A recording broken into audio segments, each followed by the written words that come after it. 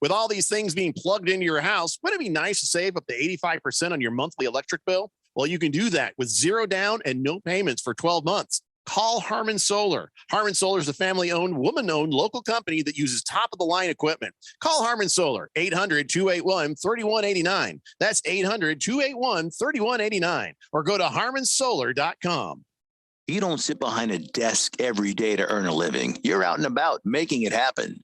And sometimes you get a little bit behind on your paperwork, like bookkeeping and paying your taxes. It's easy to get behind on paying your taxes. It happens to the best of us. And you know what happens next. The big bad IRS comes knocking on your door. And when that happens, you need to call the good old boys at the Tax Doctor. Let them do what they do best. Deal and negotiate with the IRS so you pay the lowest you can in back taxes that the law allows. We are a 100% U.S.-based company, and we've saved our clients millions over the years in back taxes. If you owe $10,000 or more in back taxes, call my friends right now at the Tax Doctor and learn more. 800-628-6070. 800-628-6070. 800-628-6070. That's 800-628-6070. You ever hear something on the radio and figure I got to give it a shot? Well, I did. This is Stephen McCollum, host of The Main Event here on The Fanatic. I heard all the ads for Valley Medical Weight Loss and thought, what have I got to lose? I'm a client with Valley Medical Weight Loss, so I know firsthand that it really works. Valley Medical is a true pioneer in the weight loss industry, supervised by board-certified physicians, helping you gain the edge in your weight loss battle, boosting your energy, and getting you real results. 3 Valley locations, so there's one near you. Visit valleymedicalweightloss.com for info, and when you go, mention The Fanatic or Money Radio and get your first week free. Your home has gone way up in value, but have you taken advantage of it? This is Rob Kenyon with a phenomenal opportunity to tap into some of your home equity, earning tax-free income and eliminating your mortgage payment while staying in your home as long as you want. With home prices leveling off, don't wait to learn more about the new reverse mortgage. This is a safe and proven money-saving and tax-free income opportunity for homeowners age 62 and older. Call me, Reverse Rob, and learn more today at 602-REVERSE. That's 602-738-3773, or download my app by searching Retire Right with Reverse Rob. Contractors need bonds, and the professionals at Constructors Bonding have been Arizona's leading surety management team for 40 years. We don't just deliver bonds, we make your bonding better. As the #1 producer with 14 markets, Constructors Bonding has the relationships and expertise to get you better capacity, better rates, and better terms. For better bonding, call Dave McKee at Constructors Bonding at 602-432-5929. That's 602-432-5929. Or visit cbialliance.com. KQFN Tempe. Also transmitting on K25CD Phoenix at 99.3 FM. And K240U Fountain Hills at 95.9 FM. All right, people, settle down. Because it's time. Time for what? Showtime. When does it start? Right now. 3, 2, 1. Let's get on with the show. Let's do it.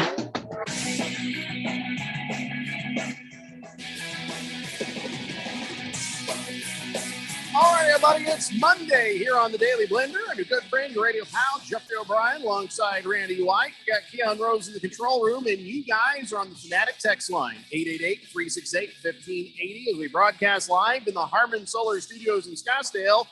And an amazing thing has happened. All of our teams have won. My team won. The Colts won. Your team, the Cardinals won. Your team, the Washington football team won. And even Ralph's Rainy City Bitch Pigeons, the Seahawks, won. Beat the 49ers. That, to me, is an upset. Yeah, I'm shocked by that.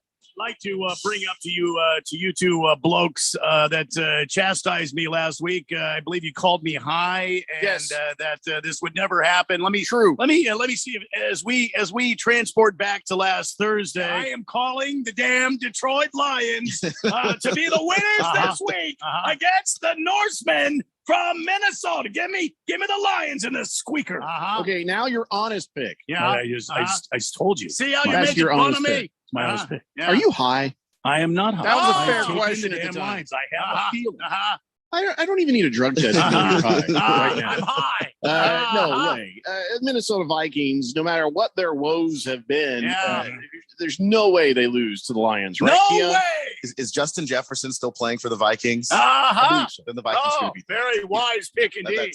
Wise pick indeed. We shall see. By you two blokes, All and it right, was all a right. close one, I believe. I called it Thank you Take very it easy. much. Congratulations on that. Congratulations on beating me in fantasy football. I can't seem to beat you this year. That's okay. I probably would have beat you except for what's his name? Godert. Godert just went nuts. I had a great weekend this weekend. Not only did my Cardinals win, Gardner damn Minshew made a damn I comeback. know. It got me also triple numbers on Dallas Goedert, and the damn Lions won. Hey, listen, I had a great weekend. Well, the Lions winning did nothing but give you bragging rights over us. You have still lost that bet. And, you'll still have to wear the hat. But, outside of that. I don't mind wearing the hat. Yeah. My weekend was not as good as your weekend. I told you, I only get one thing a week. Yeah. That's it. One thing. I'm not going to be at the top of our picks contest between us hosts. I'm not going to win my fantasy football, but my Colts won. So that's my one thing. Keon got a huge one thing because of what happened with the Washington football team. How about that? But it's Randy's weekend. Randy wins bing, bing, bing all across the board. So good for you, man. You had one. I did not have the best of weekends. I'm sorry to hear that. It wasn't horrible, I guess.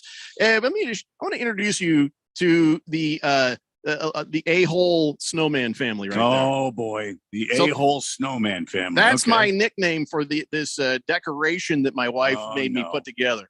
But before I go there, let me tell you how I got to that point. This weekend, my wife says, okay, want to go ahead and start decorating for Christmas. So, of course, my house looks like Christmas threw up all over. Projectile vomited in my house. I got garland here. I got ribbons there, candy canes there. I put up the tree all by myself without help from adults. Now, I said, didn't decorate it yet. Yeah. But I did all that stuff. But here's the thing. I had to clean out the garage to get to the Christmas decorations. So I spent most of the day Saturday blowing up my garage because I wanted to put it all back together the way you're supposed to, because I hadn't been able to do that because it had been so hot. This was the first weekend. It was okay. So I went in and I did that. And as I'm going through the cabinets, I'm looking over, there's no damn Christmas decorations out here. Oh, boy. And I remembered we stored that in a different closet. It was inside the entire time. Oh, no. I didn't have to do that. Oh, pal, I'm sorry. So that sucked. And so then the A-hole snowman light up family that goes outside. Let me just tell you something about these guys here. Now they look, that's fabulous. Oh, they have LED lights in them and they got top hats. Very bright. Yeah. If you ever come to my house, please steal them. Set them on fire. I don't care what you do. They are the most difficult thing I've ever had to put together because there's no clear instructions. I don't know Chinese. And the posts they're supposed to go, then there's fur that covers up where the little holes are. It's like this weird. It's like a fake snow thing, right? And then they're molting. So I got all this white fuzz. It's like I just tried to strangle a poodle. It's just all over myself. And then it just was really frustrating and annoying. Turns out it took two people. What I figured was two people, me to struggle and my wife to hold part of it, basically judging me the entire time. And that was ridiculous. I'm sorry. I took a third person, took the mother-in-law sitting there at the table laughing at me the entire time. That was the things that had to happen for the A-hole snowman family to come together. Yep. I don't ever want to, seriously, Porch Pirates my ass. Take the snowmen. Well, I got my baseball bat back there. I guess Keon and I could show up about 8:00 tonight and show up and beat them into smithereens. You can do whatever you want, but I want them dead. I want them in the ground. I want them in a wash somewhere. You know what I'm saying? I don't want them near me anymore. That's how hard they were to put together. All right. Anyways, so that happened. How about you guys? Well, I already told you about mine. Keon, how was your weekend? My weekend was great. Comparatively. Yeah, I mean, but I didn't have to put up any Christmas decorations. I live in an apartment complex. They put up lights, so I'm okay. Yeah. The Washington football team won, and I had a very fantastic weekend of college football watching, actually. So I had a fantastic weekend. Yeah, your college football. I was gonna say orgy, but that sounds weird. Just fest, your college football fest. Well, listen. Before we go any further with anything, we have a new bit here that we're going to do on the show. We haven't figured out the music yet, but the new bit is 3 wins, 3 losses, and 1 what the bleep. And it's all going to be brought to you by Mr. Keon Rose. So, all right, Keon, hit it. Let's go ahead and see what happened over the weekend with 3 wins, 3 losses, and 1 what the bleep. All right, and we're going to start in the win column with the 3 wins. Win number 1 of the weekend. As team didn't get the victory, but it is Adrian Peterson, because somehow he manages to be just healthy enough, just around. Well, he stays in shape by beating the balls off his kids. Well, that I suppose is a possible workout. I don't know, but he definitely look. He crossed the line with his kid. I definitely agree. That happened like 2014 or something. In 2018, and somebody talked to him and was like, "Oh yeah, I still beat the hell out of my kids." Oh, well, good for you. Yeah, definitely should not do that. But Adrian Peterson, this particular weekend, the other thing that he keeps on doing is scoring touchdowns somehow. And granted, they give him the ball on the 1-yard line, but there's still something about Adrian Peterson that he gets into the end zone very frequently. This weekend, he scores another touchdown after being on the Seahawks for literally 5 days and ties Jim Brown, the great Jim Brown, number 10 on the all-time touchdown list. So Adrian Peterson, first winner, second winner. I wonder what happens if his kids don't clap hard enough for him when he comes home after getting those touchdowns. Well, let's not think about it. That's all I can think about when anybody brings up Adrian Peterson. I shudder at the thought. So the second winner of the weekend is a team that is playing tonight. That they haven't even done anything yet. That is the New England Patriots, because they're number 1 in the AFC and they didn't have to do anything. There are a couple of scenarios that played out for them, including, and I think most importantly, the loss of the Baltimore Ravens to the Pittsburgh Steelers. That gives the Patriots the number 1 spot in the AFC, and they can solidify that tonight with a victory over the Buffalo Bills. I think a game that we all picked in favor of the Patriots when we did our picks. I have to go back and check that, but the Patriots win, and they don't even have to do anything. And then number 3, the third win, is Oklahoma football. That they've been reeling for the last week and a half. Lincoln Riley goes to USC. He takes a number of the commits with him that committed to play at the University of Oklahoma. And not only that, but then you've got a lot of players that are on the team entering the transfer portal because they're thinking, hey, I signed on to play for Lincoln Riley. I don't have to be here. And how does Oklahoma stop the bleeding? Well, they bring home one of their own, former defensive coordinator of Clemson, Brent Venables. He is the defensive coordinator at the the head coach now at the University of Oklahoma. Wow. And I think it's a fantastic hire. It's a slam dunk hire. It's a thing that the Oklahoma football program likes to do. That they like to have people who have been around that program, that know it, that understand what it's all about. And I don't think that they could have hired a better guy for the transition that they're about to make into going into the SEC and playing SEC football, where a lot of that's just going to be defense. And the questions were already there, even when they thought Lincoln Riley was going to be the coach leading them into that transition. Could they play defense well enough to hang in the SEC? Well, if you've got Brent Venables as your coach, I mean, he's a good recruiter. I don't know how good he's going to be. That's the time's going to tell on that. But you're going to play defense in a Brent Venables program, and I'm excited about that. Later on, we'll talk about how bitter Dabo Sweeney is about it, where he even starts complaining about how much college coaches are making. The guy who cashes an $8.5 million a year check is complaining about how much money is flying around. But we'll get to that later. In college football, Dabo Sweeney is the highest paid public official in the state of South Carolina, but we'll get there. Mm-hmm. We'll get there. So let's get to the loss column, shall we? 3 losses. And I can't think of anybody who lost more this weekend than the former head coach of the University of Miami, Manny Diaz, who had a job. And all of a sudden, his university is looking for a new coach while they still have him employed. Oh, yeah. And I can't think of anything more disrespectful than that. Because you know what? If they didn't get Mario Cristobal to go, well, they would have expected Manny Diaz to still show up to work the next day. And that just seems especially disrespectful in a particular kind of way. Manny Diaz is a fantastically large loser. Heading into the weekend, the Suns, that 18-game winning streak gets snapped. And one of the things that was hard for me to watch when I had the game on was how they lost. A lot of it was Steph Curry playing like Steph Curry, but it wasn't said was going to happen. But he didn't go crazy. It wasn't like a 40-point Steph Curry performance. No, not crazy, but substantially better. Yeah, substantially better. Yeah, but the thing that I was afraid was going to happen definitely did happen, where you got 19 points out of Gary Payton II. You got 20 points out of Juan Toscano Anderson. Some of these other guys are beating you. Not only that, but I'm still looking into the health right now of Mikal Bridges, who did end up playing and finishing the game, but he got dinged up in that particular ball game, and that is a little bit scarier for the Suns moving forward, because you can win some of these games without Devin Booker, but I do think that when you're missing Booker and you could potentially be missing Bridges, that is pretty scary for a team that has been playing really, really well so far this season. And three, maybe it's not a surprise to Randy White, but the Vikings losing to the Lions, that is a massive loss.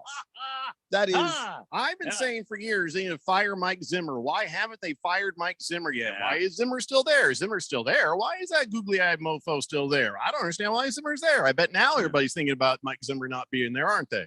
Well, I don't know that it's necessarily Mike Zimmer's fault. He didn't want to have the $88 million man come in there and be the quarterback. He wanted to go a different route. I mean, I would fire the GM and Mike Zimmer. Yeah, I think that both of them are to blame. And the fact that they can't work together is probably the biggest proof of that. And Mike Zimmer standing up at the press conference and saying, well, you play in a lot of these tight games. That's just the NFL. That's just the way that this happens. Mike, no, it isn't the way that these things happen. Lots of teams find ways to win very close games all the time, or when they're very talented. You got beat by the Lions. And Justin Jefferson had a massive game. Absolute waste. Madison, the running back, had a massive game in place of Dalvin Cook. What a waste. I mean, there's so many reasons why the Vikings should have absolutely outright won this game. And they simply did not do it, didn't handle business. And boy, I just, the more I look at it and ponder it, I cannot understand it. And your what the bleep thing. I know I mentioned it. It's Manny Diaz. But I got to come back around to it, because I've never seen a university have a coach under contract and then try to hire another coach while he was under contract and trying to put together the money to buy out that coach and your coach to try and hire him away. And the fact that Mario Cristobal took the job, like if he leaves Oregon, I never imagined he would go to Miami, a university that, quite frankly, I'm not convinced is relevant anymore. I don't know if you can win at Miami. I don't know if you can recruit at the level to Miami when you've got the two in-state rivals, Florida State recruiting better, Florida recruiting better. In that footprint, I just don't know if you can. I don't know that the Miami job is the best job for Mario Cristobal. And not only that, I know Mario Cristobal is isn't he a Miami native? He is. Is he connected somehow? He is to absolutely Miami? Connected to that university. But he just got a very lucrative extension from the University of Oregon, who has all sorts of great recruiting opportunities. I mean, they've got 8,722 different uniform combinations. They're in the Great Northwest, and they've been a power program for quite some time. I mean, guys want to come there and play. Players want to come there and play. He's going to go to Miami based on what? I don't know. The connection seems to be the only reason, because it's not an upgrade of a job. It just isn't. And now Oregon's now left in the lurch. Wow. You went from being the potentially favorite of the Pac-12 going into next year to who knows where you are, because players are going to go into the transfer portal starting now. Big George has a WTF. He says, shouldn't there be some sort of music in the background for Keon's new segment or something? Well, Keon just sort of sprung it on us, and we I don't know. We don't know what the music is. Pringle says, very good job by Keon with this bit. You guys have a star in your midst. Try not to anger him today. Okay, well, I appreciate that. We could play this music. I'm not a diva. I'll be all right. Could do that. That's not bad for the 3 good wins part. Yeah. That could work. We'll work it out. Don't worry. Yeah, we're workshopping. Do something. Yeah. All right, let's go to the text line. I actually can't believe. Can I just stop? Actually, no, I'm not going to the text line yet. Be patient. There's a bunch of people on the text line right now, and I apologize, I haven't gotten to you yet. But Keon, how do you pass up Arizona State University beating Oregon in basketball as a big win. How do you pass that up? 69-67, and nobody was giving Arizona any kind of a chance, and they won the damn game. They beat a team that has a better record, as presumably it was overtime win too, by the way. So that should have been a big win, right? It was a big win. I could have put them on the list. I mean, there was a lot of wins this weekend. There are a lot of good things for a lot of people this weekend. That was definitely one of them. Just didn't quite make the cut for me, but no, you're right. It's a big win. It absolutely matters, and it does something for Bobby Hurley in this program that he can tell those guys, look, we can still beat top tier basketball teams right now. You kind of get that locker room together, galvanize them, and get them to play the kind of basketball that I know he wants them to play. Yeah, you don't have to take this team to the tournament, but at least let's get a winning season going or something. Something for the pride, something for something for the school, something for the fans, but also for yourself. Get your wheels turning on this, guys, and let's get some better basketball for Arizona State University. One thing that ASU has going for them right now is in football. Now, tell me, Kenyon, you know better than we do. Is the Las Vegas Bowl a good bowl game, or is it? It's an okay bowl. It's okay bowl. Yeah, it's one of those like more mid-tier games. So right. It's not like a complete throwaway like the Meineke Car Care Bowl or something. It's a bowl game that's respected. So it'll happen in the Raiders Stadium. Wisconsin is already favored to win the game by 7, and it's the Wisconsin Badgers, by the way. How good a team are they? They're a very good football team. pretty damn good football team. Yeah, I mean, and the Pac-10 or the Big Ten rather was loaded this year, and so they kind of fell to the background after they had a couple of losses, but they started 5-0, I believe, and they played well all year long. They're a tough team to beat, and they're going to run the ball right at you, and it's going to test, I think, a lot of the weaknesses that this ASU football team has. So it'll be a good challenge for Herm Edwards. Well, yeah, I'm looking at the numbers right now in Wisconsin, and they rush a couple hundred yards a game, it looks like. That's not good. And the Sun Devils allow 130 yards a game rushing. Probably not that great either. So we'll have plenty of time to figure this game out and break it down. But there you go. ASU is going to Vegas for that way. Nice about that, though. It may be a mid-range bowl and for a mediocre Sun Devil season, but you can drive there. You can get to the game. You can get to the game and also have some fun in Vegas. So, I think this is a good thing for everybody here to be able to at least have access, right?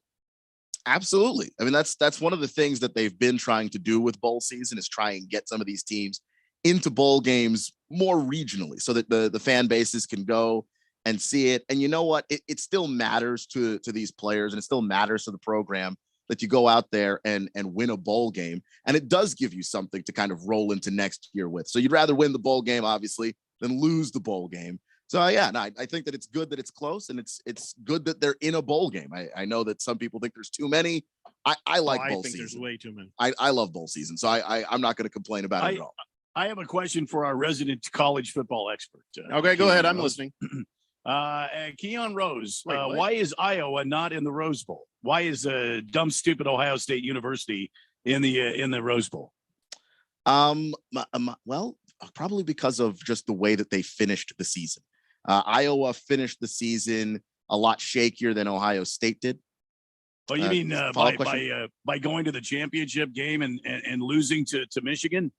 Yeah, getting absolutely punched in the face by Michigan. But to be fair, the best Michigan team that Jim Harbaugh has ever had since he's been there. So I've been perplexed over that all weekend. Other than that, I've been very perplexed by it. All right, we got to take a break. When we come back, we have a shload of texts we got to get to. Shamoy says, great segment by Keon. It's good getting better, guys. But listen, we come back, more stuff. It's the Daily Blender here on 1580, The Fanatic. This is Brent Musburger's Action Update on 1580 and 99.3, The Fanatic. Heads up, sports bettors. Right now, you can try VSiN All Access free for 30 days with no credit card required. Visit vsin.com/free month to sign up now. The Coyotes are in action tonight as they match up against the Stars on the road. As you might expect, Dallas is favored in this contest. Dallas pays out at minus 385 on the money line, while the Coyotes are paying out at plus 300. The over-under is sitting at 5.5 goals. In the NBA, the Phoenix Suns, they get back at it tonight. The last time out, their winning streak came to an end when they fell to the Golden State Warriors, but they are expected to win tonight as they host San Antonio. Phoenix, a 7.5-point favorite, over-under at 216.5. For the latest odds all the time, visit vsin.com. I'm Matt Pauley on Arizona's sports betting station, 1580 The Fanatic. Rosalie, the fantasy girl here. Obviously, I love sports betting, but what I don't love is giving up part of my winnings to casinos and bookies. But the other day, I heard about a free site called Vig Zero, and it's a total game changer. Vig Zero lets me bet with my actual friends and keep all my winnings, not to mention bragging rights. If you love sports betting, you'll love Vig Zero. Go to vigzero.com to sign up, and if you want, join my group with the code Fantasy Girl. I'm placing bets on Vig Zero all the time, so go accept a few. Just don't be mad when I take your money. There's no doubt that Harman Solar can save you up to 85% on your monthly electric bill. That's a fact. Bruce Jacobs here. But did you know it's possible to get solar for zero down and no payments for 12 months? You can lease, finance, or even purchase outright. They have plans that fit everybody. Harman Solar is a family-owned, woman-owned local company that uses top-of-the-line equipment. Call Harman Solar at 800-281-3189. That's 800-281-3189, or go to harmansolar.com. You don't sit behind a desk every day to earn a living. You're out and about making it happen. And sometimes you get a little bit behind on your paperwork, like bookkeeping and paying your taxes. It's easy to get behind on paying your taxes. It happens to the best of us. And you know what happens next. The big bad IRS comes knocking on your door. And when that happens, you need to call the good old boys at the Tax Doctor. Let them do what they do best. Deal and negotiate with the IRS so you pay the lowest you can in back taxes that the law allows. We are a 100% U.S.-based company, and we've saved our clients millions over the years in back taxes. If you owe $10,000 or more in back taxes, call my friends right now at the Tax Doctor and learn more. 800-628-6070. 800-628-6070. 800-628-6070. That's 800-628-6070. The field is called a gridiron. The ball is called a pigskin. The quarterback is called a field general. Y'all know what time it is? And the kicker? Well, they just call him a kicker. Hello, dude! Hey, this is football. The NFL plays here. Catch all the primetime games, playoff, and Super Bowl 56 on your home for the NFL. Let's go now. 1580 and 99.3. The Fanatic.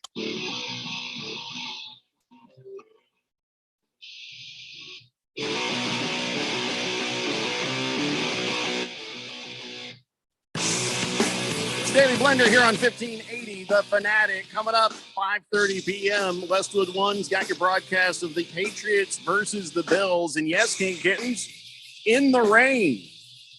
Who do we got? I think we all have the Patriots on this one. Does the rain change what anybody is thinking about this game? Randy, Keon? No.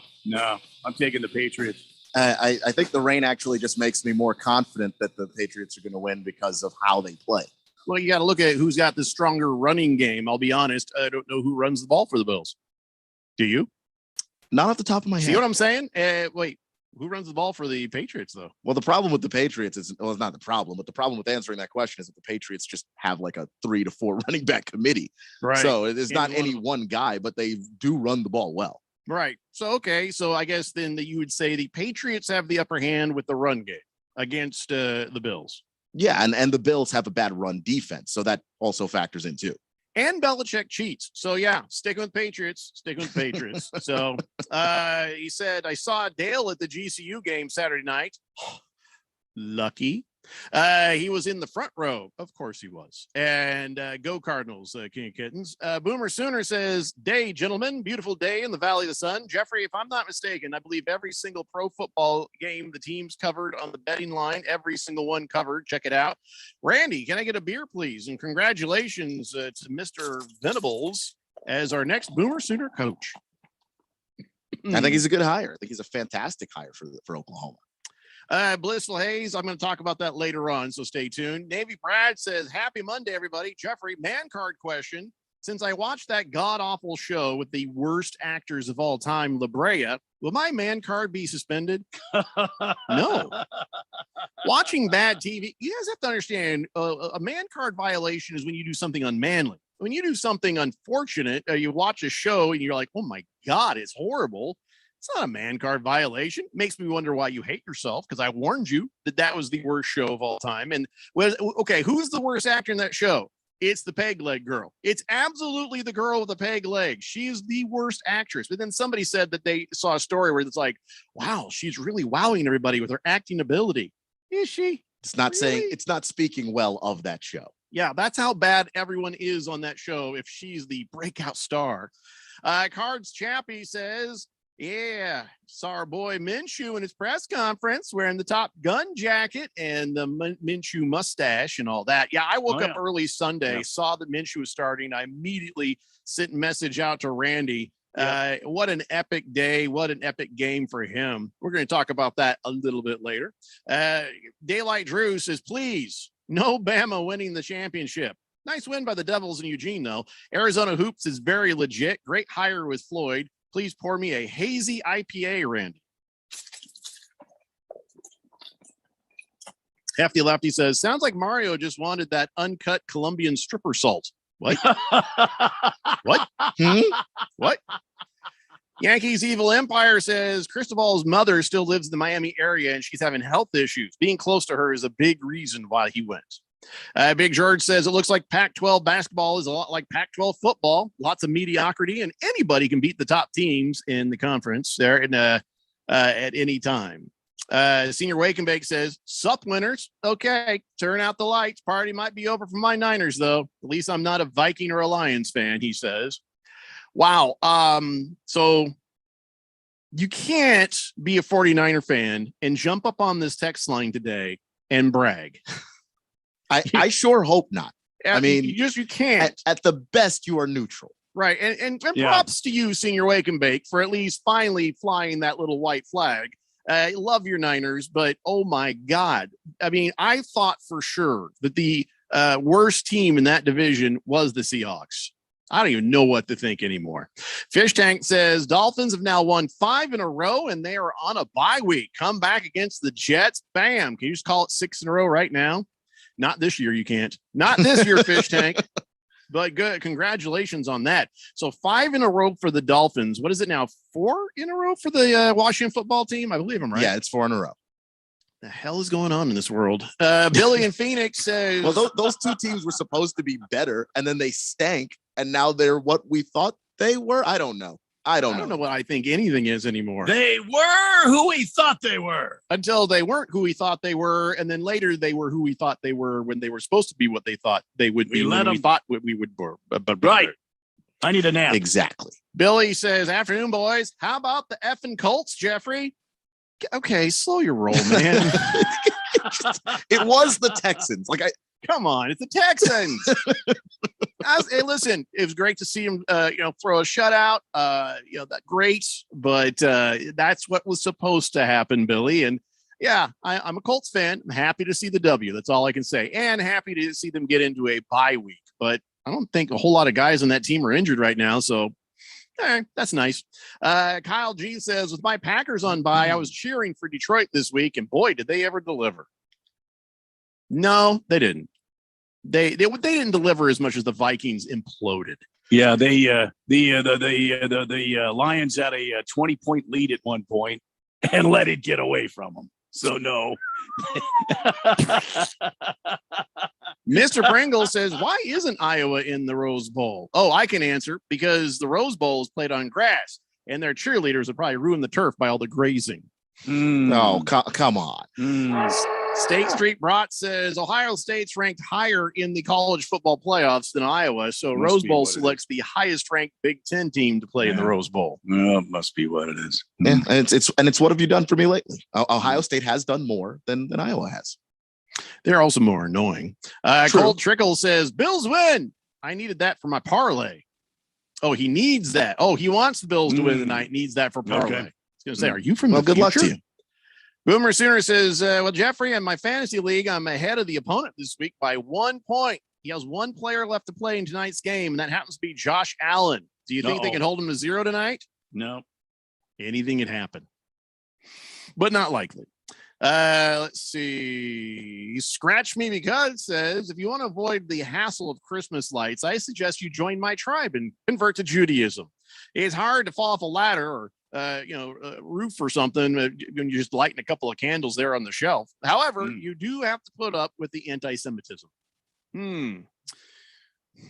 I'll tell you what, I'm pretty sure my neighbors think we're Jewish because we never put the lights up hardly ever. Like we did it 1 year and I'm like, oh God, this is too much work. But Jeffco, you've got the snowman family on your porch. I got to consider this. I've just been invited to become a member of Judaism, and I have you much respect for that. I'm honorary, according to an old friend of mine, Bill Strauss. He made me an honorary because of some of my viewpoints. He used to be the head of the Anti-Defamation League here. God rest his soul. But and I was very proud of that being declared honorary. But sounds like Scratch Me Because is offering for me to become a legit member. Well, let's just run down the checklist here. Okay. Number 1, you got to eat kosher foods. Are you good with that? What do you mean by kosher food? Kosher foods. I have kosher salts. Kosher foods. All right. So number 2, you got to be circumcised. You okay with that? Do I have to have it done again? Yes. Oh, I don't think that's how that works. I don't. No. I'm pretty sure. Out. Yeah. On that one, now with the kosher foods, you can't eat the pork, so that's the bacon's gone. Yeah. Just the hell are you trying to get me into? Scratch Me Because out the window. I'm just going to stick with my honorary. It's kind of like having an honorary degree. I didn't have to study or go through any of the pain for it. That's what I thought. Forget. I don't even hear anymore about it. Okay, but I listen. I would like to go to a Seder sometime. You know, that's where they have that big old dinner of food that nobody really likes, but they all have to go to.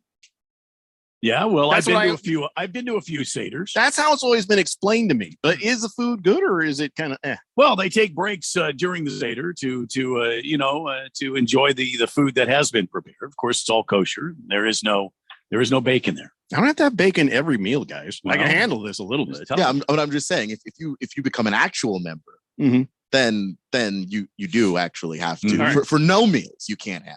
I think we can have this conversation in confidentiality because it's just the fanatic. Every Jewish person I know loves bacon.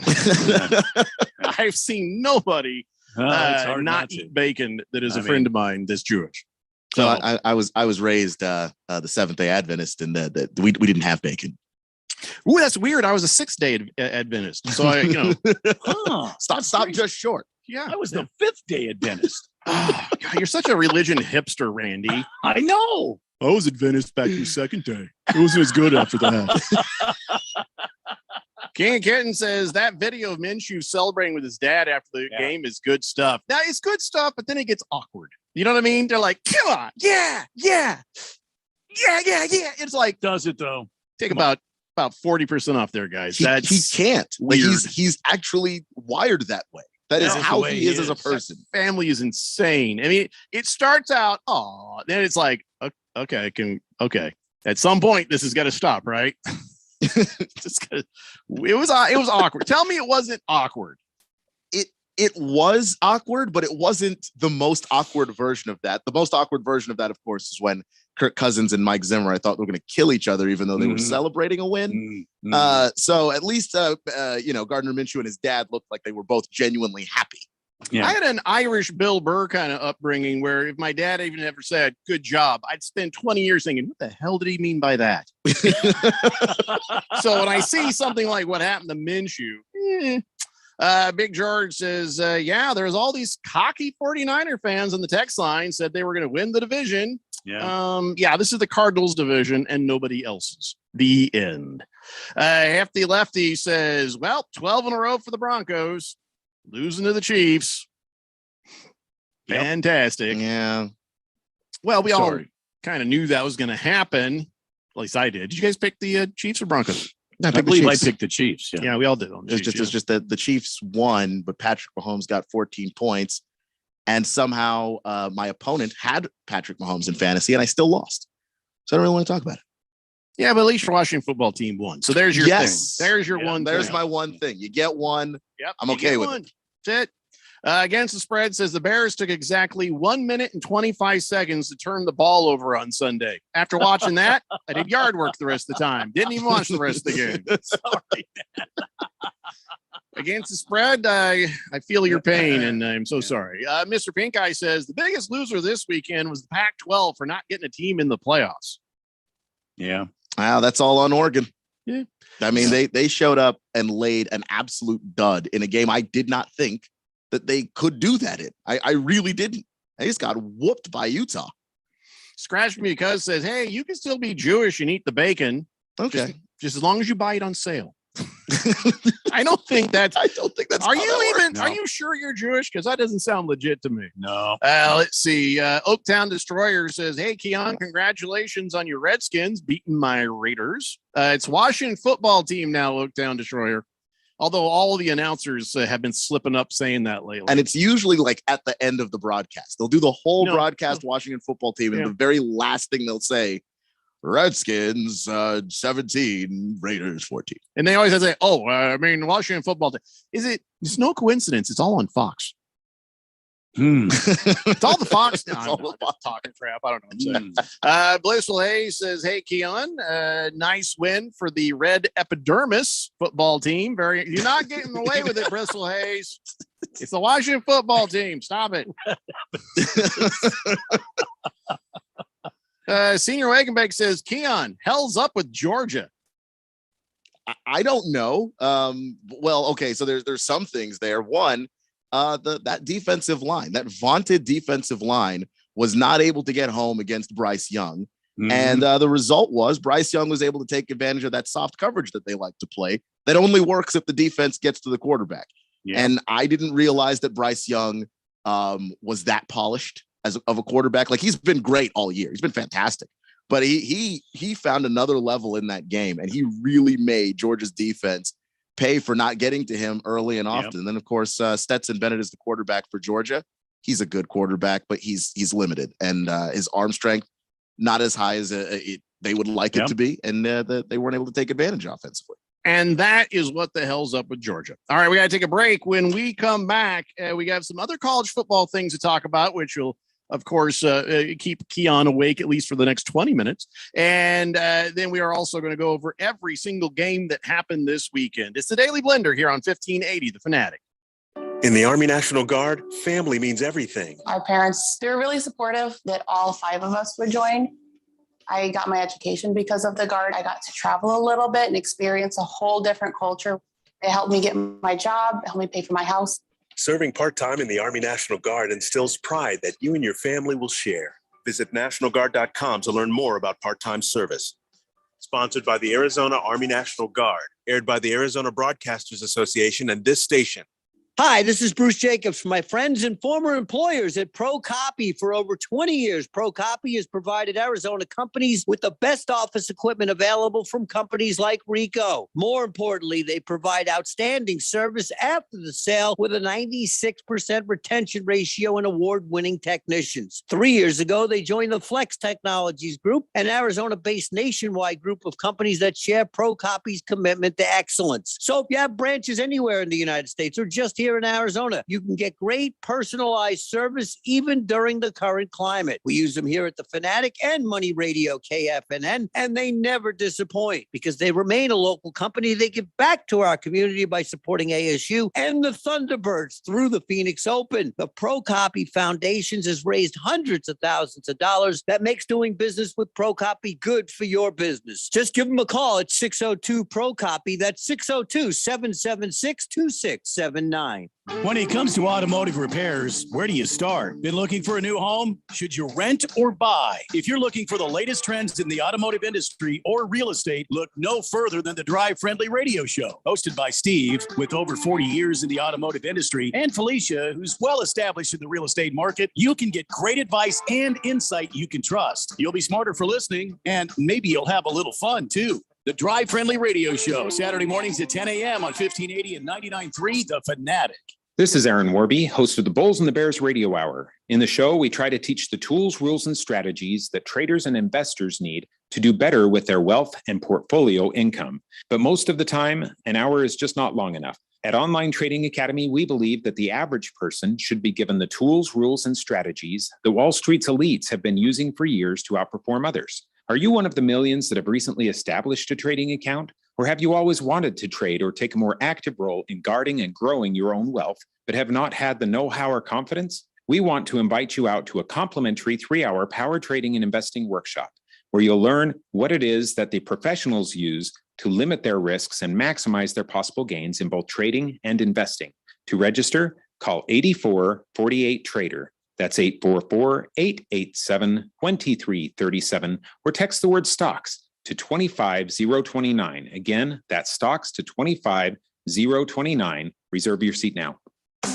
Your home for sports. 1580 and 99.3 The Fanatic.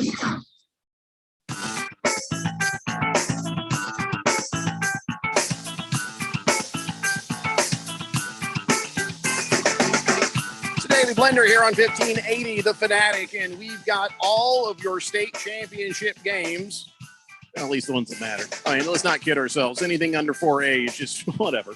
But here's what we got. On Friday, the 4A championship game is going to be Casa Grande versus Poston Butte. That might be Butte. Yeah, sorry. That's at 4 p.m. Now, I got excited when I saw that until Radio Ron said, guess the Blender is going to be on at 2 p.m. on Friday. And I was like, oh, but all right, fine. Yeah, but you guys might want to write that down. We're going to be on Blenders on at 2 p.m. on Friday. Don't give me that look. It sounded like it was my idea. Calendar. Yeah, it wasn't my idea. Then after that, at 7 p.m., the 5A championship, which is Sal Point Catholic versus Horizon High School. Then on Saturday at noon, it's the 6A championship. I think that's what you call the big kahuna. That's the big one. That is the big game. Chaparral versus Highland. And then, of course, over on Money Radio 1510 at 5 p.m., you got the Open Division Championship, which is Saguaro versus Chandler. All that from the AIA. Of course, we've enjoyed all their high school football games of the week, but this is it. This is the end of the season, and all the state champions will be crowned by around, by Saturday night. So now, of course, coming up here in weeks ahead, we'll now transition to having some high school basketball games of the week. But right now, it's all about the championship. So good luck, everybody. And all those broadcasts will be here on 1580 The Fanatic. So scratch me because sent photographic proof of his Jewishness. He actually is Jewish.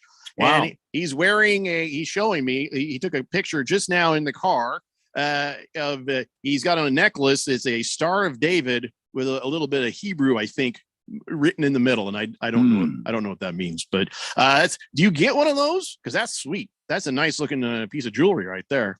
Is that like standard issue, or did you have to get that yourself? I don't know. I mean, that's an honest question. I don't know how this works. But yes, it's not that I didn't believe you. All right, I didn't believe you. Hefty Lefty says, the thing I hate about this Broncos season is that I keep getting tricked into believing we have a chance. That's something that a fellow Bronco fan and I just could not agree more on. That's true, because it's been such an odd year, especially in that division in the AFC West, where like at one point the Chiefs were at the bottom of the division and now they're at the top of the division. And well, the Raiders, they look good for a half second and now they're kind of plummeting a little bit. The Broncos kind of had reason to believe, hey, maybe you could kind of work your way into like a wild card thing. The Broncos have, this sort of rivalry with the Raiders and with the Chiefs. But what happened with the Broncos, they saw the Chiefs struggling and not looking that great this year. And they thought, this is our chance. This is it. We got a good defense. We're mediocre, but capable of doing some things in offense. This wounded Chiefs team, this is our chance. No, it wasn't. Sorry, you're the Broncos. You just have to get used to it. Let's see. Box of Screws says, the Pac-12 conference mediocrity. Don't just blame Oregon, though. Conference is the online dating profile of college sports. Looks good till you see it in person. Wow. Fubar 1000 says, hi, all. Another great weekend of football. How about them Cardinals? How about those Cardinals? Yes, sir. We're going to get there in a second. I promised Keon some more college stuff. So let me just get there. Blissful Hayes says, if you count his 4 interceptions as completions, Andy Dalton had great completion percentage yesterday. Very Jay Cutler-like. Yeah, if you count when he throws to the other team as passes caught, then sure. Fantastic. Big George says, go Gilbert Highland, beat Chaparral. King Kitten says, good thing he didn't show you his circumcision. No, I appreciate that about him. That'll get you blocked. Jagdog says, hey, Jeffrey, ask Tom Brady's son which was more awkward, Minshew and his dad or him getting French kissed by Daddy Brady? I think we know the answer to that question already. I don't know how you had to make it weird, dude. All right, so let's talk about this. Alabama and Cincinnati and Georgia and Michigan, they're going to play in the college football semifinals. Are those the correct teams, you think? Yeah, I mean, there was a little bit of doubt. I mean, there was an argument prior to championship weekend about Cincinnati and whether or not they should be in there. You know, there was an argument prior to this weekend about even Alabama making it in. But the fact that Alabama won the SEC title game and the way that they did it, that they deserve to be in there. And what Michigan has done this year and handling their business and winning the Big Ten, and Cincinnati going undefeated. And then they needed a little bit of help. They needed a little bit of help from Oklahoma State getting beaten by Baylor. They needed a little bit of help from Oregon just being completely eliminated by Utah. They got that help. So, the correct teams are in the college football playoff. Is it going to be lopsided in their matchup against Alabama? Yeah, I mean, they're going to be a heavy underdog. But did they deserve to be in? Did they earn their way in through play on the field? Yeah, they did. Yeah, but don't you think that if Cincinnati goes into this game against Alabama puts 72 up on them, and they don't even score anything other than a field goal, isn't that going to hurt the next team the next season that has gone, without a loss and they're clamoring they should be in the playoff? Cincinnati's a good ball club, but are they Alabama good? That's what I want to know. Well, that's a great question. I do think that if you go in there and you get whacked, it's going to make it much harder for the next group of 5 school that goes undefeated to have an argument that they deserve to be in the college football playoff, because the committee's going to basically say, nope, we tried this once. Look at them. They were literally the best you had to offer, and they could not get it done. I don't think that's going to happen, though. I do think Alabama probably wins that game, but this is a really good Cincinnati team. But more to the point, this is still a vulnerable Alabama team on the defensive side of the ball. There are ways that you can move the ball against them. We've seen it happen this year. They lost to Texas A&M. They struggled against Ole Miss. There are teams that have been able to do it. And Cincinnati has a quarterback in Desmond Ridder, who is literally the opposite that everything Stetson Bennett is at Georgia. He's athletic. He's mobile. He's got a big time arm. So there are a lot of reasons why you can look at Cincinnati and give them at least a puncher's chance. And if they're competitive, then that actually helps group of 5 schools moving forward, especially if they expand the college football playoff. When are these games happening? In about a month. Like at the end of the month, like January. There'll be bowl games, Jeffco. They'll be like around New Year's. I know they're bowl games. I'm just wondering specifically when they were going to happen. I think if anybody has that schedule yet. I think the 2 playoff games this year. One's isn't it the Orange Bowl? The other one's the Cotton Bowl. I'd have to look it up, but I think those are the 2 bowl games that'll be hosting these playoff games. Mr. Wilbur says, just check the point spread in Alabama. It's only 13-point favorite right there. And Sheriff Tom says, Bears tank so the Cards could stay in front of the Cheese Packers. You're welcome. Wow. Senior Wake and Bake says, don't give me no Bammer weed. We don't smoke that in the SEC. Is that like some sort of saying, or is he just I've never heard that before. So there's that. Well, all right. Well, let's. Friday, the 31st is going to be both of those bowl games. Yeah. All right. On New Year's Eve. All right. Okay. So let's talk about your game, Randy. Let's get this going. Time to start talking about all the teams. Now we're going to talk about our wins first. Then we'll hit the rest of the schedule. So the Cardinals, 10 wins. You're the only team, I believe, with 10 wins. Kyler Murray comes back immediately, drops a dime right there to Hopkins in the end zone. It's like they were never gone. It was just, it was fun. There was some rust you kind of saw on him a little bit later on, but it was good to see the band back together and kicking some ass, Randy. It was very good, and it was good on a very cold, blustery, kind of rainy, drizzly day in Chicago. The thing that kind of concerned me a little bit is how Chicago stuck around. The defense kept allowing Chicago to stick around. Now, I will say this, Andy Dalton, I've said it before, I'll say it again. You know, he's an appropriate quarterback. He's not going to be a superstar in this league, but he is a guy that can lead a team to victory. I think he's much better than some of the other guys that have starting jobs around the NFL right now. Not yesterday. I'm just saying. Quattro interceptions, my well, friend. he did throw 4 interceptions early on, but he cleaned it up. I mean, and towards the end there, I started to get concerned that the Cardinal defense was going to give up too much and let the Chicago Bears team back into it. Happy about the victory, one day at a time.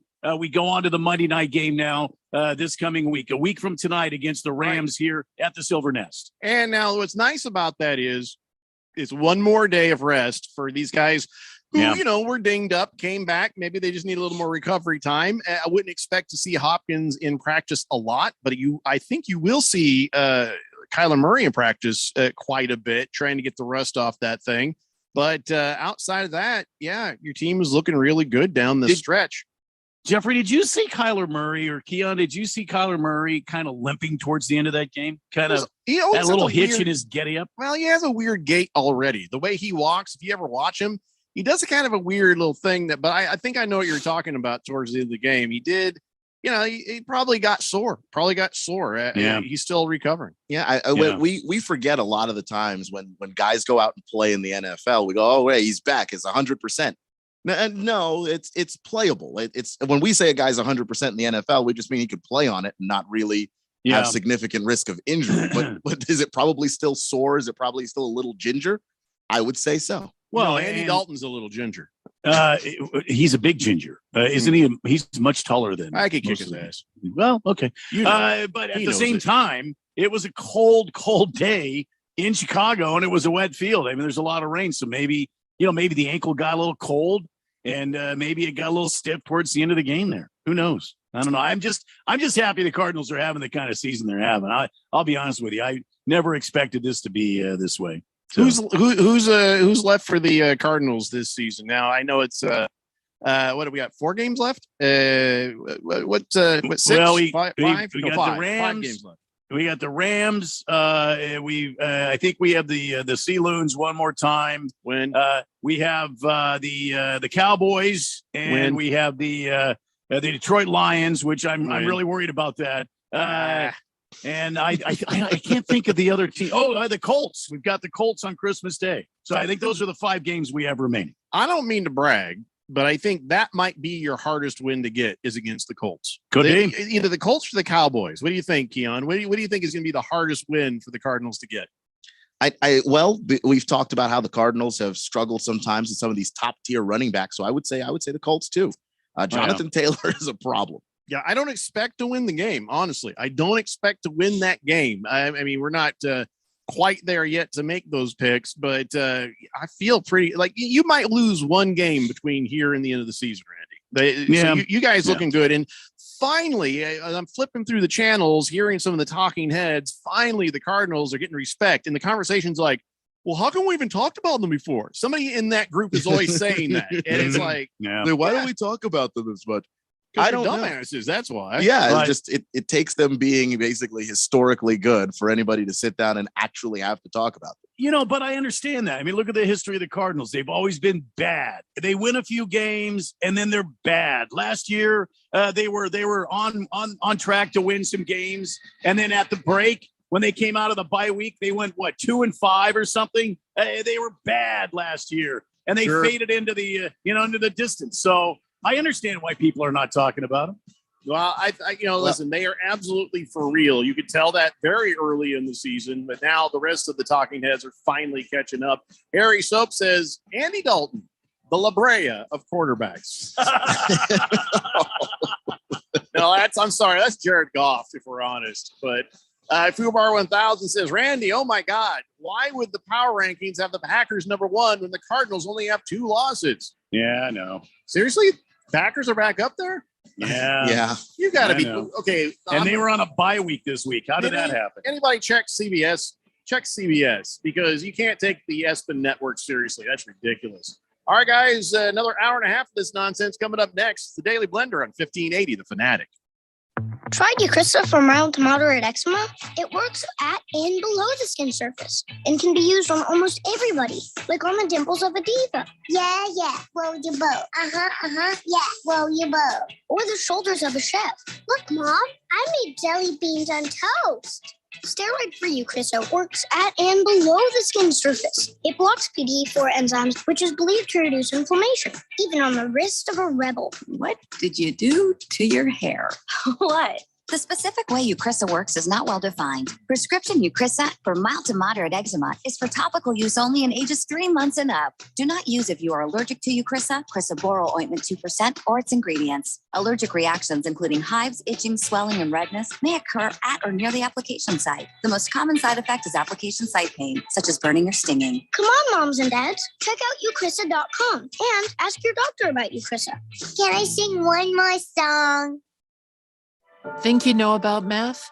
Think again. Today's methamphetamine is far more potent, more addictive, and more deadly than ever before. Today's meth is often laced with the deadly drug fentanyl. In fact, deaths from meth use have doubled in Arizona. What can you do?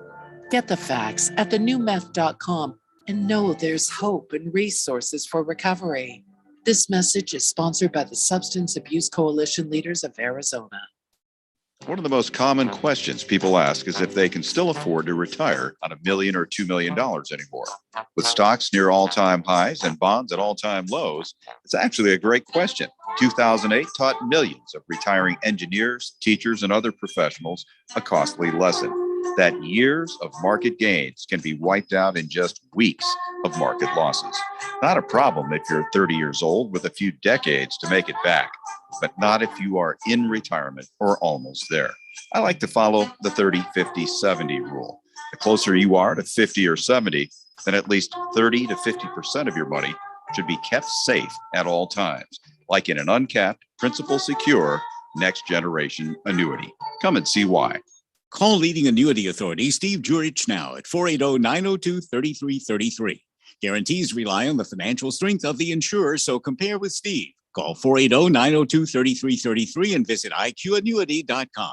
Your home has gone way up in value, but have you taken advantage of it? This is Rob Kenyon with a phenomenal opportunity to tap into some of your home equity, earning tax-free income and eliminating your mortgage payment while staying in your home as long as you want. With home prices leveling off, don't wait to learn more about the new reverse mortgage. This is a safe and proven money-saving and tax-free income opportunity for homeowners age 62 and older. Call me, Reverse Rob, and learn more today at 602-REVERSE. That's 602-738-3773, or download my app by searching Retire Right with Reverse Rob. Live from the Harman Solar Studios in Scottsdale. This is KQFN Tempe. Also transmitting on K25CD Phoenix, 99.3 FM. And K240 U Fountain Hills at 95.9 FM. All right, people, settle down because it's time.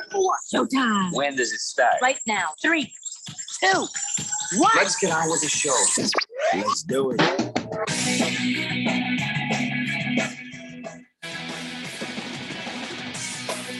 All right, everybody, what is it? Oh, it's 4 o'clock. 4 o'clock here on the Daily Blender. I'm your good friend, your radio pal, Jeffrey O'Brien. Sorry, I'm still getting used to the time change. By the way, I've got no more notifications of the Sunshine Protection Act going through and getting done. Oh, thanks a lot, Biden, for all this infrastructure crap. But what the really important thing is getting rid of that damn daylight savings time. Yeah, I'm going to vote his ass out of office just for that. If this thing doesn't get passed, I'm voting for whatever presidential candidate. I don't care if it's the Libertarian. I don't care if it's Republican, a Democrat. I'm voting for whoever will get this stupid daylight savings time thing done. Do I care about our nation's highways? Not as much. Do I care about jobs? No, I care about that hour of sleep and annoyance. By God, somebody better take care of this, or it's going to be hell to pay in November of whatever year they do that. Wow. I'm going to put myself firmly. I don't even care if it's like Ralph Nader's party. Is he running again? I'll get behind his party and say, yeah, it's the Sunshine Protection Act. I think he plays for the Suns now. Okay, well, that's fine. It's a win-win for everybody. It's a win-win. Yeah. Anyway, I get riled up on only that political issue. Everything else, I just don't give a damn about. Yeah, Big George, those commercials for the new meth, it does sound a little depressing, but it's a real problem out there. And I mean, can I be honest with you, though? They're saying that Arizona is like leading the nation in meth and meth overdoses. And I'm like, but if we were to give Yuma to California, what about Tucson? Would that help kind of balance out the curve a little bit there? Yeah, give them Tucson too. Tucson and well, people in Tucson can't afford meth, so that's just it's even sadder for the people there. Oh boy, just saying. Mr. Pringle says snowing and gusts of wind 46 miles an hour tonight in Buffalo. Nothing like football in the snow. Oh yeah, I saw the legit video. Snow or rain? Oh, it's legitimate snow. Awesome. And I saw a video on the ESPN on the TV here of a punter trying to practice punting, and the punt didn't go anywhere, and the wind gave it back to him. So he just caught the ball. That's amazing. You know what? It's fun in a snow game. It's fun when you don't have a team involved. You know, watching other people play snow games, you're like, this is so fun. But if that's your team, you're like, son of a bit, no. Oh, this is gonna be horrible. Yep. But it sounds like, we all picked the Patriots.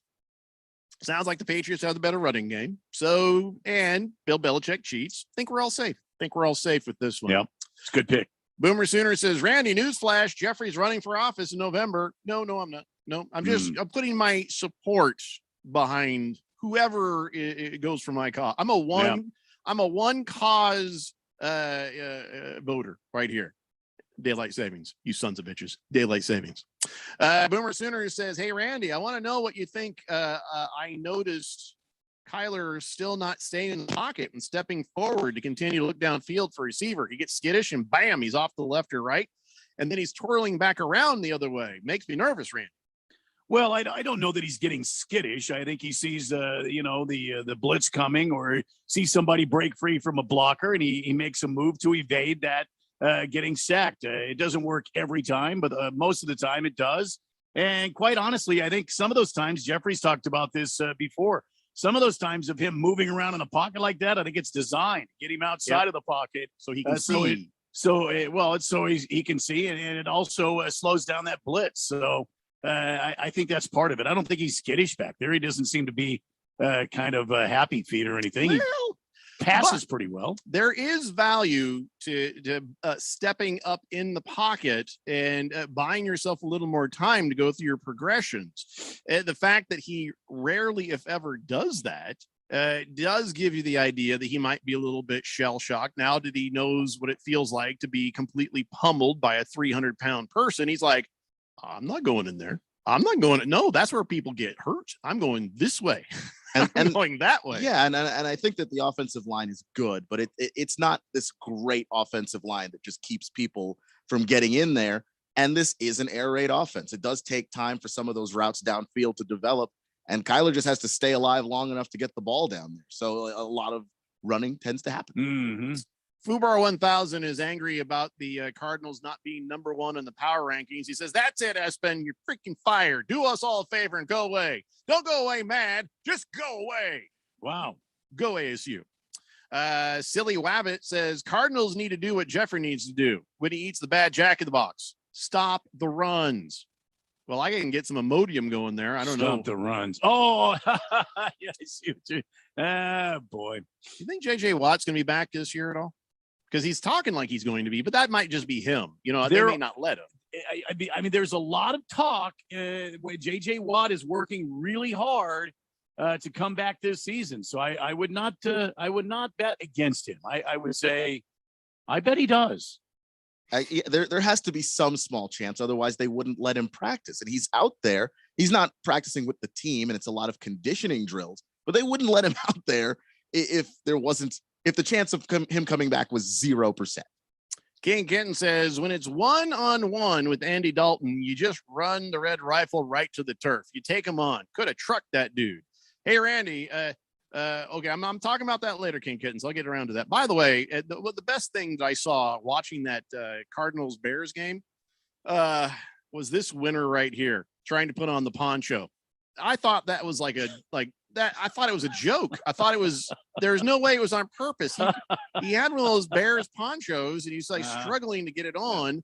Yeah. And like he stood there for a good 3 or 4 minutes, not able to get, I thought he was going to suffocate in that thing. Yeah.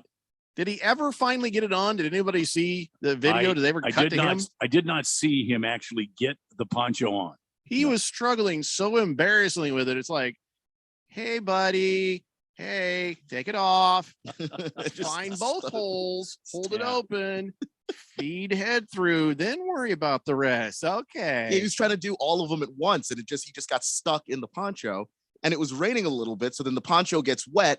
So then it's even harder for him to get into the poncho now because it's just kind of slick. It was rough. It was a tough experience, and I actually, like Randy, I didn't actually see the end result if he ever did get the poncho on. What I like was this shot right here was his just like desperation, like right there.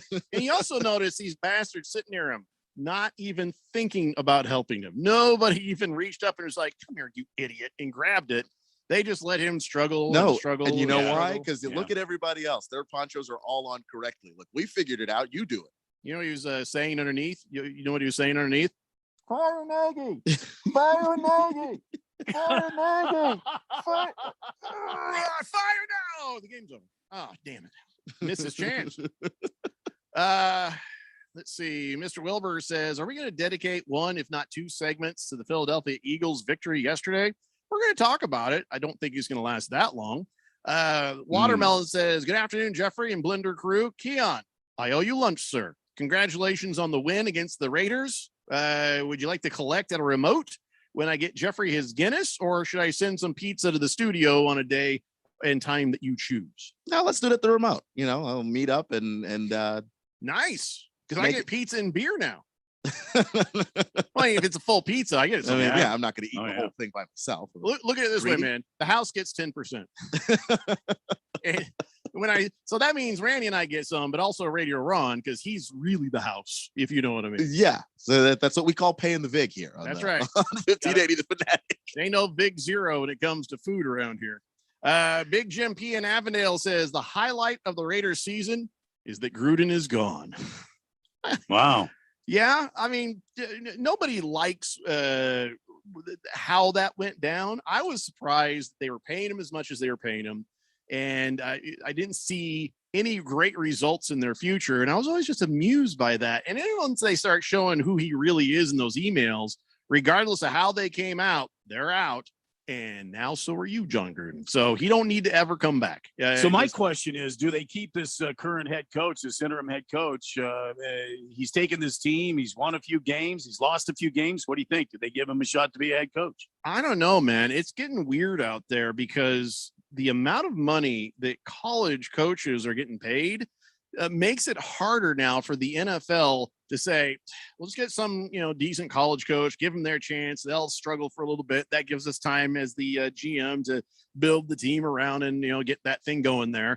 Well, now it's just getting nuts. Now NFL coaches, to sort of counteract how much college coaches are getting, you could see them making like $25 million a year. So yeah, there's been an explosion in the rates because of all this money that colleges are throwing to these coaches. Why are they? Is it just trying to secure the guy, Keon? It's not like these guys are really worth all that much. It's trying to secure the guy. I mean, we'll go back to the one what the bleep thing from earlier. You have a school with a coach under contract going to another school with a coach under contract and getting him, in order to protect your coach and keep another school from taking your coach, because there's a handful of jobs that are very prestigious, and that you don't have to worry about guys taking your coach from there. But everybody else is fair game. I mean, good Lord, Notre Dame used to be the premier job of premier jobs, and Notre Dame just got their coach snatched away by another university. You pay guys a lot of money so they don't go anywhere. I feel like, the tolerance for losses is going to be a lot less when you're paying a coach way more. Now, good news is the coach's pay doesn't get counted against the salary cap, but that's still money. And okay, so we got NFL coaches making about 10 million, $15 million a year. I think Belichick and like Pete Carroll make about 15. Belichick makes about 20. I think Pete Carroll and say Sean Payton, Sean McVay, anybody named Sean will make about 10 to 15. But if now you're going to pay college coaches more and everything gets pushed up to 25 million or in the 20, it just, I think that their tolerance for a losing season is going to be a lot less. You're going to, this is just all just convoluting the whole thing, but will any of this, college or NFL, result in better coaching or more wins? This is kind of crazy. For some programs it will. Like LSU, it's going to definitely give them more wins. I don't know how much it helps them at Miami. There are some schools I honestly don't know how much it helps you. Like Notre Dame, I think that one of the smartest things they could have done by just looking inside their program, seeing Marcus Freeman, he's good. Let's elevate him to head coach and give him an opportunity and not have to pay, $7-8 million for a head coach. Let's see if we have a guy in house that can do the same thing. Yeah, that is where I think a lot of teams are going to be able to get that advantage. But some teams are going to absolutely back up the Brinks truck because the owners aren't used to losing. They want to win.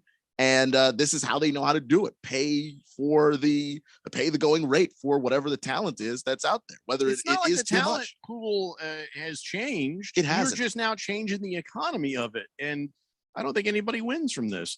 Well, whatever. It's just a new thing that you have to think about and deal with. And now the competition for grabbing a coach out of college, now you're not just competing with other NFL teams. You're competing with a lot of college teams with that money in their coffers. So, yeah, it's going to get weird out there. Let's see. Chief Skulls Burner says, afternoon, guys. Horrible was the Vikings giving the Lions an early Christmas present. Minnesota nice reigns again. Son of a bitch.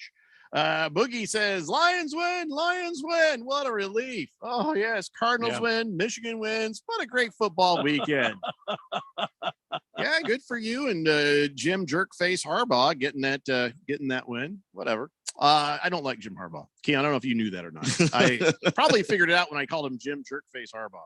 Yeah, I put two and two together at that exact moment. Yeah, he has resting jerk face, and he didn't do anything for my Colts as a quarterback. Not really. And so I don't like him. Yeah, it just seems like okay, I gotta be careful. Jeffrey about said a bad word on radio. Blissful Hayes says, anyone notice Kyler Murray doesn't seem to have fun or enjoy playing football? Never seems to smile out there. Never celebrates after scoring. That's not true. Before the injury, he was doing the Baby Yoda thing in the end zone, like he's meditating. I don't think you call him emotionless, but he is pretty quiet, Randy. He is pretty stoic. Well, I think it's a good word. I think he's stoic. I think he's a sort of that's the way he goes about his business. He likes to win. He wants to win. He doesn't like losing. He doesn't like when plays go wrong and it fails. So he is very stoic. I would agree with that 110%, but that doesn't mean he doesn't have fun out there. Like you were saying, Jeffrey, when he runs into the end zone, he was sitting down and doing the Baby Yoda. I think he didn't do it yesterday because the field was wet. Yeah, and listen, winning changes moods pretty good. Yeah. Kyler Murray is a serious dude, and maybe that's why he and Larry Fitzgerald didn't quite get along that well. Maybe it's just because Kyler Murray is all very serious and quiet, and Larry's a talker. Larry wants to know about you, your family, what's going on, and if you're getting a stone wall from a guy, it's like, hey, how you doing? All right then, and that's. Maybe more than Larry wanted to deal with. Fed Fan says, I can't mock that guy trying to put on the rain poncho because I've done the same thing and no one helped me either.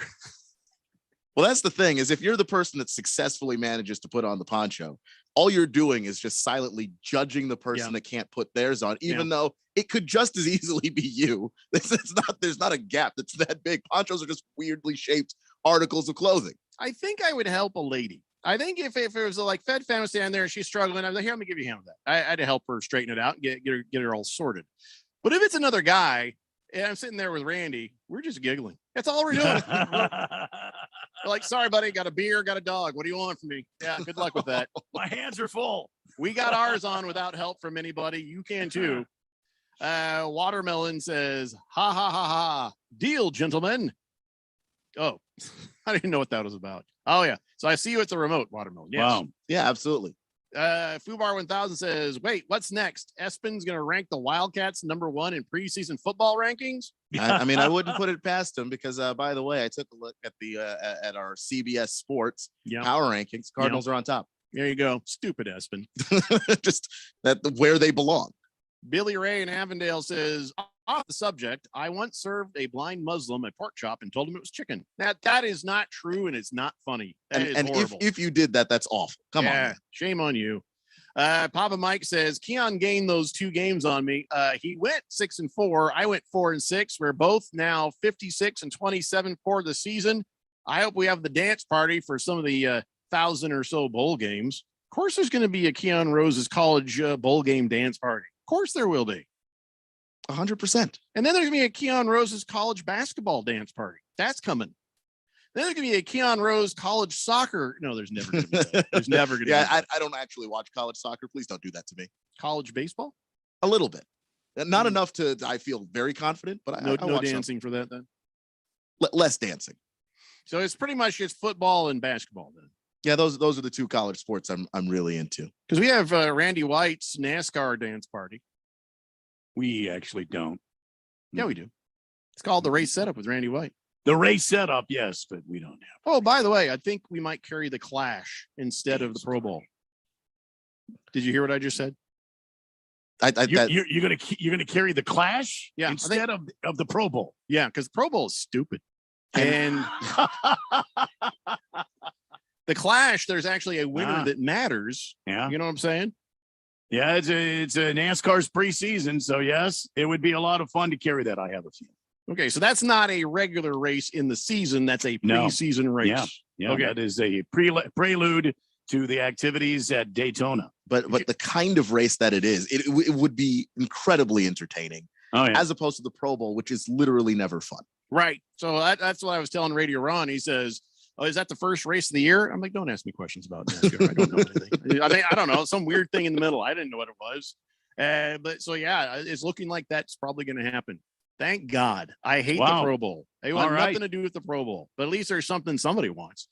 Scratch Me Because says, my solution to the coach's pay situation, for each game they lose, pay them in change. Well, or you say for each game they lose money. Make it incentive based. Who's brave enough to put their money where their mouth is when it comes to incentives, huh? I mean, you might be able to do that. The problem is that as soon as a coach finds a job opportunity where it's not incentive based, they're just going to go there. Like if you're the team that does it, how do you keep a coach? Here's what you do. NCAA rules. It's all incentive based. Everybody's incentive based. Of course, then they'll be like, oh, we know a way to pay you under the table. Used to do it the players all the time. We got you. Mr. Wilbur says, how about a Keon's women beach volleyball dance party? I mean, I don't watch it though, so I wouldn't know anybody. Thing is, Keon's got a girl now, so he probably is not going to get away with like all the research that would be necessary. Yeah, the hours and hours of research. It's like, it's for my job. She's like, right. Mr. Pringle said, we'll see what happens there. He says, speaking of Keon's college basketball dance party, can Keon, without looking, name the current #1 ranked college hoops team? If it's you, Arizona, just don't. I can't actually off the top of my head. Yeah, well, he's been focused on football, Pringle. Nobody asks you about Lay's potato chips, do they? No, they don't. Let's get through this. All right, let's take a break. We'll come back. We're going to run down all the football games. We only have like 1 hour to do it because Monday Night Football starts at 5:30. Patriots and Bills should be fun. But we did it last week. I think it might have been the first time we did it, guys. Let's really make the effort and get through this. When we come back, all the football games. It's the Daily Blender here on 1580 The Fanatic. Kevin Harlan and Hall of Fame quarterback Kurt Warner here from Monday Night Football on Westwood One with a preview of a great game to wrap up Week 13. The hottest team in the NFL, the New England Patriots, take their 6-game winning streak, Kurt, into Buffalo to face the Bills It's the first meeting between the teams this year, but it feels like a must-win. It doesn't get any bigger than this at this time of year, Kevin. And you're talking about the Patriots. What I love about the Patriots is that they are a complete team. They're a young quarterback playing really, really well, but they're not asking him to do everything. Great power run game. And then, of course, you have the defense with a bunch of versatile players against a Buffalo Bills team that is really about Josh Allen. Big play after big play. Can he carry this team over a complete team in the New England Patriots? Join us for the Pats of the Bills coming up on Monday Night Football. Remember to listen to Westwood One's exclusive coverage of the NFL all season long, right here on 1580 The Fanatic, Arizona's new home for sports.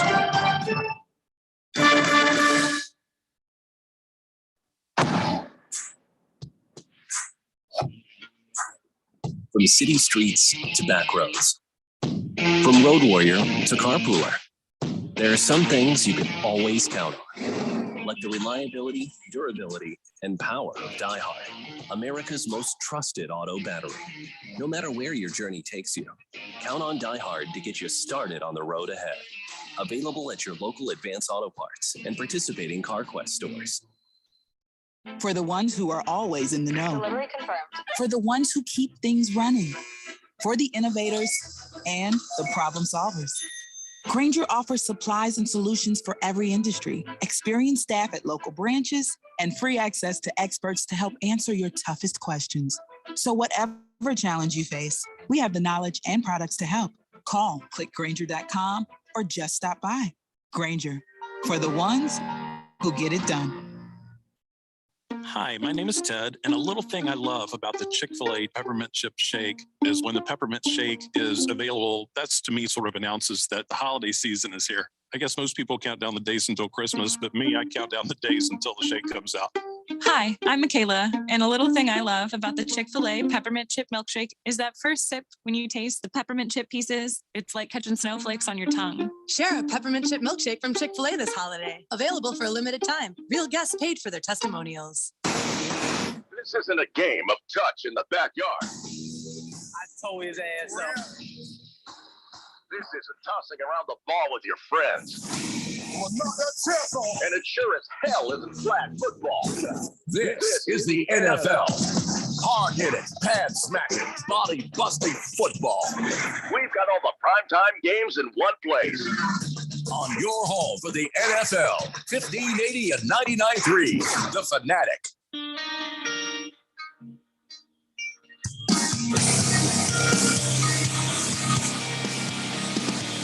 Daily Blender here on 1580 The Fanatic.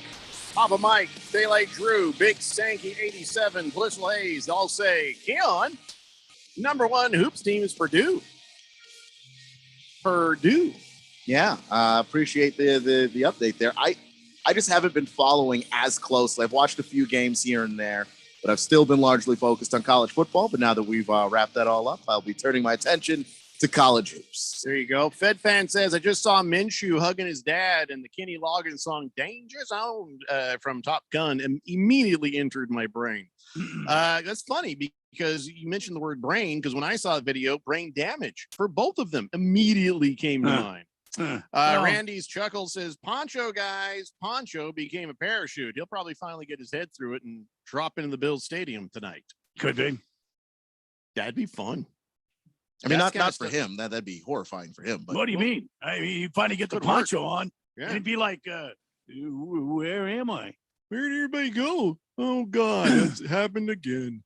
Let's see. All right. So before we move on, Randy, about the Cardinals game, any other insights, anything else that you saw that you wanted to talk about? Just the only thing that I saw that I wanted to talk about was the defense looked a little sloppy, but that's to be expected. You're coming back off a bye week. So you're saying the four interceptions were gifts from Dalton, not necessarily them playing great defense? I mean, yeah, I think 2 or 3 of them were gifts. I mean, if you go back and look at the interceptions, they weren't takeaways; they were gifts. Okay. And one of them popped out of the receiver's hands. And Baker had to kind of scoop it up off the grass before it hit the ground. I just think that stopping the run is going to be imperative. You don't want to let the Los Angeles team do to you what you did to them. Get that same can of whoop ass, open it up all over the Silver Nest this coming Monday night, and leave no doubt who's number one in the Western Division of the NFL. And I have no doubt you will do that without problem. All right, so let's go on to our next win. My team. Who cares? They shut out the Texans. If they didn't, that would be embarrassing. Yeah, but you have got to be stoked about Jonathan Taylor. Yes, about Jonathan Taylor. Yes, 143 yards, 2 touchdowns. He is money in the bank. And boy, tell you what, we get a real quarterback up in there. Now we're talking. Now you're talking. Yeah, I can't wait to see what happens next, as long as it's not Carson Wentz. Carson Wentz, he was 16 of 22 for 158 yards and a touchdown. And okay, fine. He, I don't think he turned the ball over, but yeah, I mean, we were supposed to win that game. Got newsflash. Everybody who plays the Texans is supposed to win that game. So, all right, great. Now that's good. To see a shutout, 31-0. I am happy. Don't get me wrong. Good to see a W. But then it started making you think. It was just the Texans. So why not maybe play one of your backups a little bit? And you're saying, why would you do that, Jeffrey?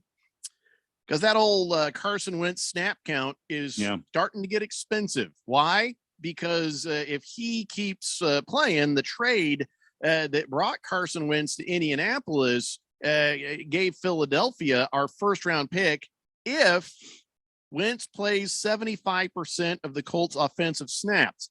Now, he was hurt for a bit, but if you do the math, it's looking like we're going to end up losing a first-round pick if Carson Wentz does. I think once you get towards the end of the season, if we're not in a decent position to win the playoffs, you bench Carson Wentz. I don't give a damn who we're playing next, because we need a quarterback more than we need that pick. Of course, Mr. Keon Rose tells me there are few and even less now potential good quarterbacks coming out of this draft. So maybe it doesn't matter. I don't know.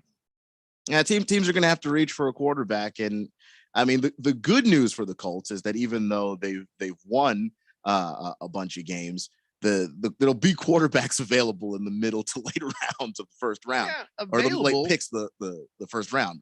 Yeah, have you seen who we've had for quarterback? We had Andrew Luck, and before that, Peyton Manning. This Colts team needs a star.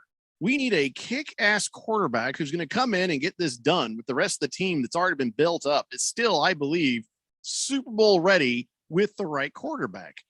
So who is in the mid rounds of drafts for this upcoming NFL draft that's going to fit that criteria? You don't know. Nobody knows. Those guys are usually a surprise, right? There's no, here you go. Get this guy in the 4th round. Boom. Another Tom Brady in the making. Yeah, I mean, Dak Prescott was the last 4th round guy that really lived up to any kind of billing. Yeah, guess what? I was screaming at the TV when he got drafted for the Cardinals to take him in like the 2nd round, the 3rd round. I'm like, why are you guys not grabbing Dak Prescott? That kid right there, him, that guy. How they let so many other teams let Dak Prescott go? Why? What was the story on him? Or it just wasn't a story? It just wasn't a story. He was at Mississippi State. You know, the people were concerned about the level of competition that he had played. They were concerned about whether or not he was putting up big numbers at a smaller school. There were a lot of concerns there, and a lot of people thought that the best Dak Prescott could probably be in the NFL is kind of a game manager. I don't think that they saw the big play potential that he had. And I was like you. I thought that he should have gone much earlier in the draft. I was confused when he fell all the way to the 4th round, and the Cowboys obviously got a steal. So if we get a quarterback this year that matters, it'll be Luck. I wish it was Andrew Luck. Outside of that, it's just more frustration in my future. Randy's Chuckle says, by the way, the Broncos and the Colts have the exact same problem. Great defenses, great offensive line, great running backs. No quarterbacks since Peyton Manning. It's not true. Andrew Luck was really good until they killed him. Donnie says, be nice about my Vikings today. Oh, I'll be nice about your Vikings. Your coach, though, that googly-eyed sumbitch got to go. That guy, he's the worst. He stood at that press conference, and I think he embarrassed the team. Yeah, that you can't say this stuff just happens. You don't just lose to a winless team every week. That does not happen to everybody. It just happened to you. He's the guy. Here's what it is. When you walk into his office, instead of looking at playbooks nowadays, Zimmer is sitting there looking at, here's a good way to plant the garden. Yeah, I'll put a little something over here. And maybe, a little mulch compost would be good right there. Hey, Coach, what's going on? Just planning my future. Against the Spread says, I bought my son an Anthony Davis uniform on sale for Christmas. It was a whole set, an incredible deal. Came with basketball shoes, a hoodie, wind pants to match. Everything he wears in the sidelines all the time. Oh, man. You can play the Anthony Davis home game. It's also true. That's good. He's man. Always hurt. Fighting Wampa says, I have to answer your Colts dilemma. You guys just need to start punting on first down for a couple of games. Before you know it, those snap counts be way below 75%. Problem solved. Yeah, thanks, Fighting Wampa. You still want to win the game, though. It doesn't matter. By the way, on the other side of the ball, the Texans are sitting there like, not sure if Tyrod Taylor's the way to go anymore. And they're like, well, he got a little hurt in the wrist there. And then Mills showed up, and Mills didn't embarrass us. He didn't win anything, but I think they're realizing Mills actually might have looked a little better than Tyrod Taylor. And if that's the case, it's time to stop. Yeah, the Texans are in a position they never wanted to be in. They were hoping, hey, okay, Deshaun Watson wants out of town. We'll be able to move him. They're stuck with the guy that they can't move and can't get anything for. And, they're looking for the draft, too. Only they'll be able to pick high enough to get someone actually good. So, all right, now the Washington football team wins the game. And it's 4 in a row now for the Washington football team. The Raiders, I don't know what's going on there. Well, I mean, we know what's going on there. So is there anything we need to talk about on that? Derek Carr, he did what he could, but it just was not in the cards for him. You shouldn't be that close with the Washington football team, and Washington football team, you shouldn't be that close with the Raiders either. Is there anything that needs to be said about this that has not already been said, Keon? Probably not. I mean, you had two teams with fatal flaws that can't be necessarily corrected. I mean, Washington just really has a problem protecting Taylor Heineke, keeping him upright in the pocket. And so it means that there's some throws there that he could probably make. He's not going to be able to make those because of the offensive line. And then with the Raiders, it's just kind of a lack of weapons. Darren Waller was out for that game for them. They were missing a bunch of pieces and they just can't run the football just flat out. And the result was a really close game between two bad teams. Your theory once again holds correct. You ever have a car that has like a part that always like breaks on it? You know what I'm talking about, Randy? Some cars like the starter will strip out. Right. You got to replace that more often than you think you should. Right. Yeah. You ever have that? Yes. Well, that's what the Washington football team does to tight ends. You can't seem to keep your tight ends healthy, Keon. Okay, that's not their fault. Jordan Reed, Logan Thomas, he tore his ACL, MCL. Yannick Ngakwe's helmet just hit him right in his knee. Like, what are you supposed to do there? I'm just saying, it's just the curse of tight ends that wear a Washington football team uniform. I don't know that that's necessarily true. I think it's pretty much just those two guys. Hey, guess what? Logan Thomas is out, and he was out earlier in the year, too. About that. Yeah, okay. I mean, injuries happen at that position. That's just, didn't the Cardinals have to trade for a tight end because they lost one? Like that just happens. I don't like. This is not a curse. Washington football team more than anybody. What other example between Logan Thomas? Wow, you had him for 6 games. What'd you do with him? 18 catches, 196 yards, a couple of touchdowns. Well, okay, and that gets somebody's hopes up, right? You grab him in fantasy football. You're like, here we go. Damn it! Washington football team curse. I don't think that there's a curse there. And Jordan Reed came into the league with concussion problems. He would have had concussion problems everywhere. He has concussion problems now. Isn't he in San Francisco or something? It's not a curse of this team in particular. It's just bad luck. Pretty sure your team's cursed. Okay. Kenyon Drake is out for the season now. He had a broken ankle in that game. So, and he's mad about it too. Mm-hmm. He showed the video on Twitter saying, all right, so the league is looking out for concussions. They're hits on quarterbacks, but who's looking at this? It's the second time this has happened to me, where he thinks it's intentional that they're rolling up on his leg intentionally that way. He says, yeah, the guy pulled me back and used his body weight to roll up my legs. If the emphasis is to protect the players, this should be an illegal form of tackling, kind of like a horse collar thing. I'm surprised that he has a broken ankle and he's just sitting there like he's typing very clear-headedly and intelligently. Well, I saw him get carted off the field and he didn't even seem phased. He was just like, wow, I can't believe this happened again. That was his face. Not any particular rage, not any crying. He was just mad that it happened again. Well, I don't know if that'll become a thing or not, but if there is this kind of dirty little play that they're doing to intentionally roll up on a guy's legs like that, then yes, the league does need to look into that. Yeah, and speaking of Logan Thomas, they think that the hit that Yannick Ngakoue got on his knee was a dirty hit. I don't know how he could have done it on purpose, but the fact that he led with his helmet on the knee is probably not great.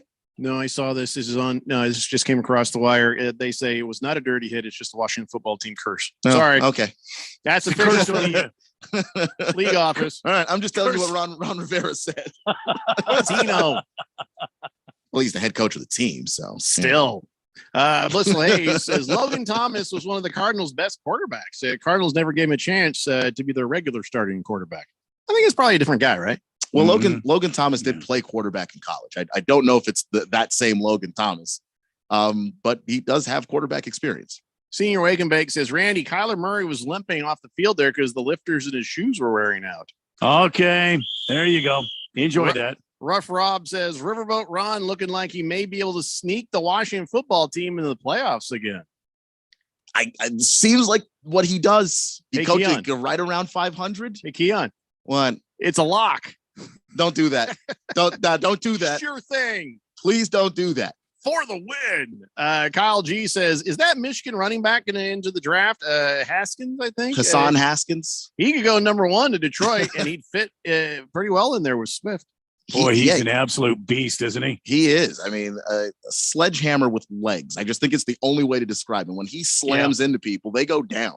And then he keeps on running. That is the thing that he reminds me a lot of Najee Harris in that way. He's just very hard to tackle. I'm being told by several texters right now that it is actually the same Logan Thomas. It would make sense. He played quarterback in college. So he's got that experience. He's just enormous. And so when it wasn't working out at quarterback, the transition to tight end was pretty natural. Yeah, Blissful Hayes, Big George, Single Malt Scotch. Good to hear from you, buddy. Mr. Wilbur and Thundersnow all say same Logan Thomas. Shouldn't you have known that, Randy? That's your team.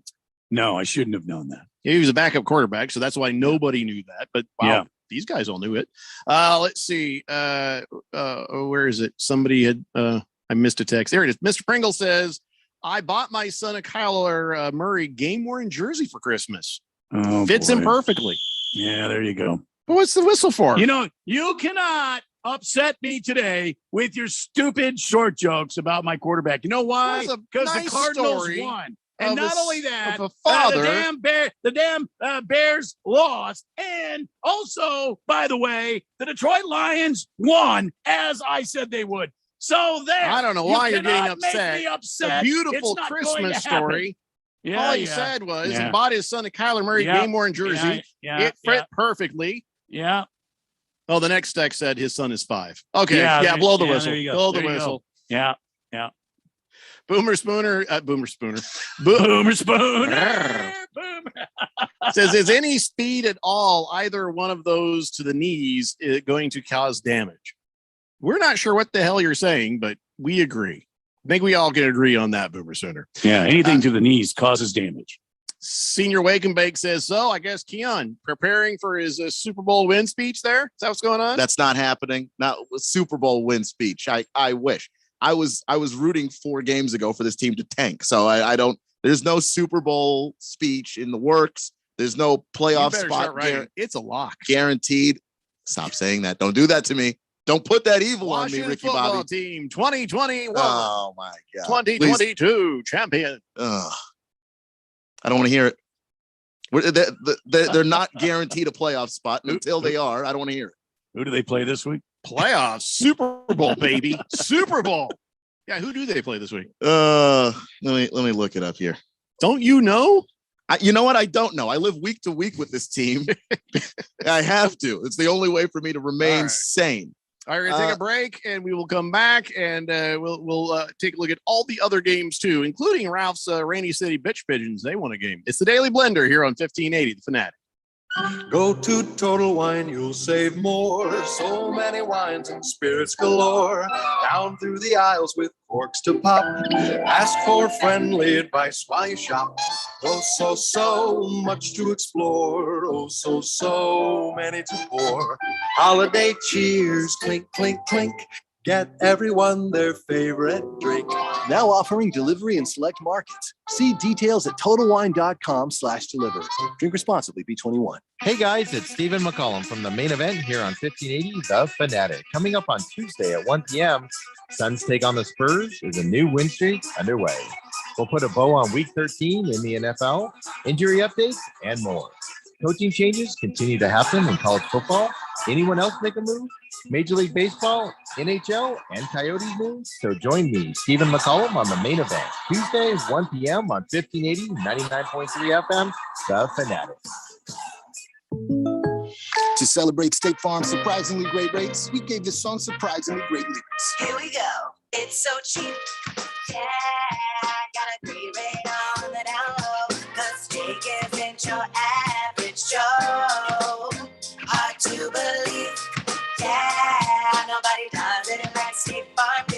Never knew the rates were this low. Oh, they ain't that steep. Like a good neighbor, State Farm is there. Contractors need bonds, and the professionals at Constructors Bonding have been Arizona's leading surety management team for 40 years. We don't just deliver bonds, we make your bonding better. As the #1 producer with 14 markets, Constructors Bonding has the relationships and expertise to get you better capacity, better rates, and better terms. For better bonding, call Dave McKee at Constructors Bonding at 602-432-5929. That's 602-432-5929. Or visit cbialliance.com. Time for some smart saving. Make their dreams their reality. I'm Arizona State Treasurer Kimberly Yee. Whatever your little one dreams of becoming, a doctor, a chef, a firefighter, they're going to need a plan and savings. Open an AZ 529 education savings plan, and you will be able to pay for their future education. Visit az529.gov and start saving to make their dream job come true. Now that's smart saving. Sponsored by the Office of the Arizona State Treasurer.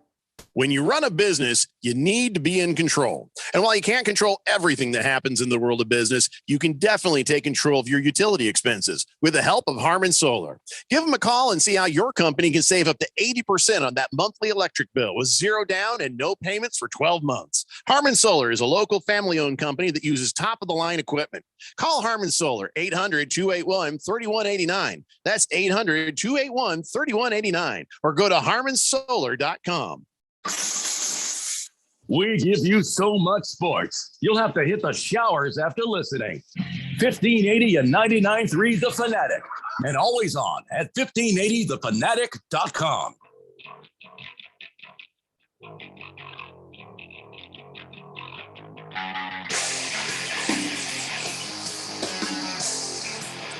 Daily Blender here on 1580 The Fanatic. We got Monday Night Football, Patriots and Bills, and snow. And is it snow and rain, or is it straight up powdery snow? Fluffy snow?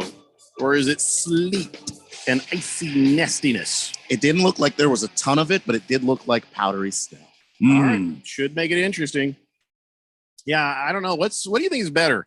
To show up and there's snow on the ground and they've shoveled the field and there's already a good amount sticking, or is it just enough that's sort of fluttering down and making things a little bit wet? I don't know. Boy, I don't know. That's a good question. I mean, what would you? I mean, back when we were younger, we would love to have played, in the snow, played football in the snow. Never got that shovel chance. it for us. Yeah. I played in a climate where that was possible. Yeah. When I was in junior high before we moved here, and we played in some rain and some snowy-ish conditions.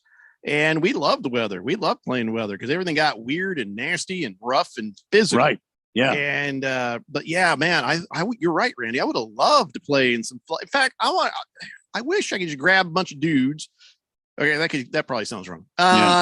Phrasing. get my boys and my sons and a bunch of their friends and head up to the snow country and play in a snow bowl, have a snow football game. You know what I mean? Just running and playing in the snow. Yeah, How that would fun be would that be? Absolutely. That'd be fun. But you're right, 602 Pats fan. Just going to be a whole lot of run the ball. And that's going to be the secret to success in this game tonight. Now, you know what happens, though, is when you're run the ball, there are going to be some little trick plays where there will be attempts at throwing the ball. Yeah. There's still going to be some little passes, trying to make something happen. But in general, I'll be mostly running. Got to keep the defense. Honest. You got to move that ball around. You can't just run the ball all night. King Kenton says, if the NASCAR race is on the Fanatic, will the Pro Bowl be on Money Radio? No, we're going to set that thing on fire. Yeah. And hey, Randy, how about a round for anyone who wants it in the fourth dimension? And there you go. Berg says, Blizzard in Buffalo should make fantasy interesting. Good luck, Raven Kid. They call him for a blizzard? Well, I think it's typical Buffalo this time of year, man. Snow and some wind and maybe a little rain action that makes it a little icier than normal. Randy, that's Buffalo this time. He said for anybody who asks it. I was randomly making people have to pee themselves driving. I was just going to pour until everybody had a drink. Keon, you have to understand something. Yeah. There was a time where somebody said drinks for everybody, and he just started pouring. And drinks for everybody? We started getting complaints because people are driving home right now, and some of them may have to go to the Pepe. So, no, Randy, I didn't say that. You said he said for anyone who asks for it. Sorry. All right. I'll go ahead and just stack these over here. Thank you. Big George says in 2014, Logan Thomas became the first NFL quarterback to have his first career completion to go for 80 or more yards since Neil O'Donnell in 91. And it was all downhill from there after that. Andre Ellington caught that ball. How about that? Blissful Hayes says it was very big of Colt McCoy to give Mini Baba Yoda his starting quarterback job. Who does that? What a giving person. Well, he's the backup, so that's his job is to play quarterback when the starter's out, and then come back, go back to the bench when the starter comes back. So that's right. Yeah, I know that there was a short joke in there, but I'm just going to burst your bubble by being way too literal. So the Seahawks beat the 49ers, and it was listen. We have joked about how bad the defense for the 49ers is, and yet they stopped them 4 times in the 10-yard line towards the end of the game. So what are we looking at here? Are the 49ers that bad, or is the defense for the Seahawks better than we thought they were? I think it's not the front 5 or front 7 for the Sea Loons that's bad. It's the secondary. It's the back half of that defense is just a giant black hole. You can throw the ball out there and just run for all day long. They just don't have anybody that can guard anybody. So I think the Seahawks front and linebacking core are pretty good, but the secondary is miserable. Pretty scary what happened to Trenton Cannon last night. Oh my God.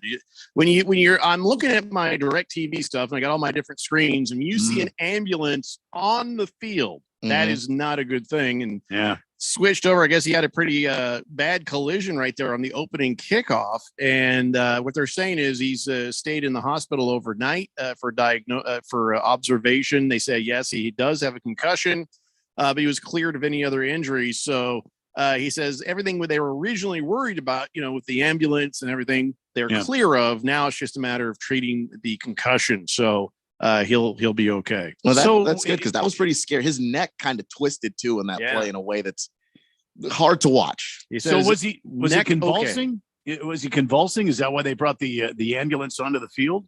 No, it was a neck injury. So with that, they just didn't want to move him at all. They had to stabilize him immediately and just all right, let's treat this very seriously till we know what we have. Okay. And so that's what that was. So shocked. What happened? Somebody tell me what happened with this game, because I don't understand how the 49ers lost that game.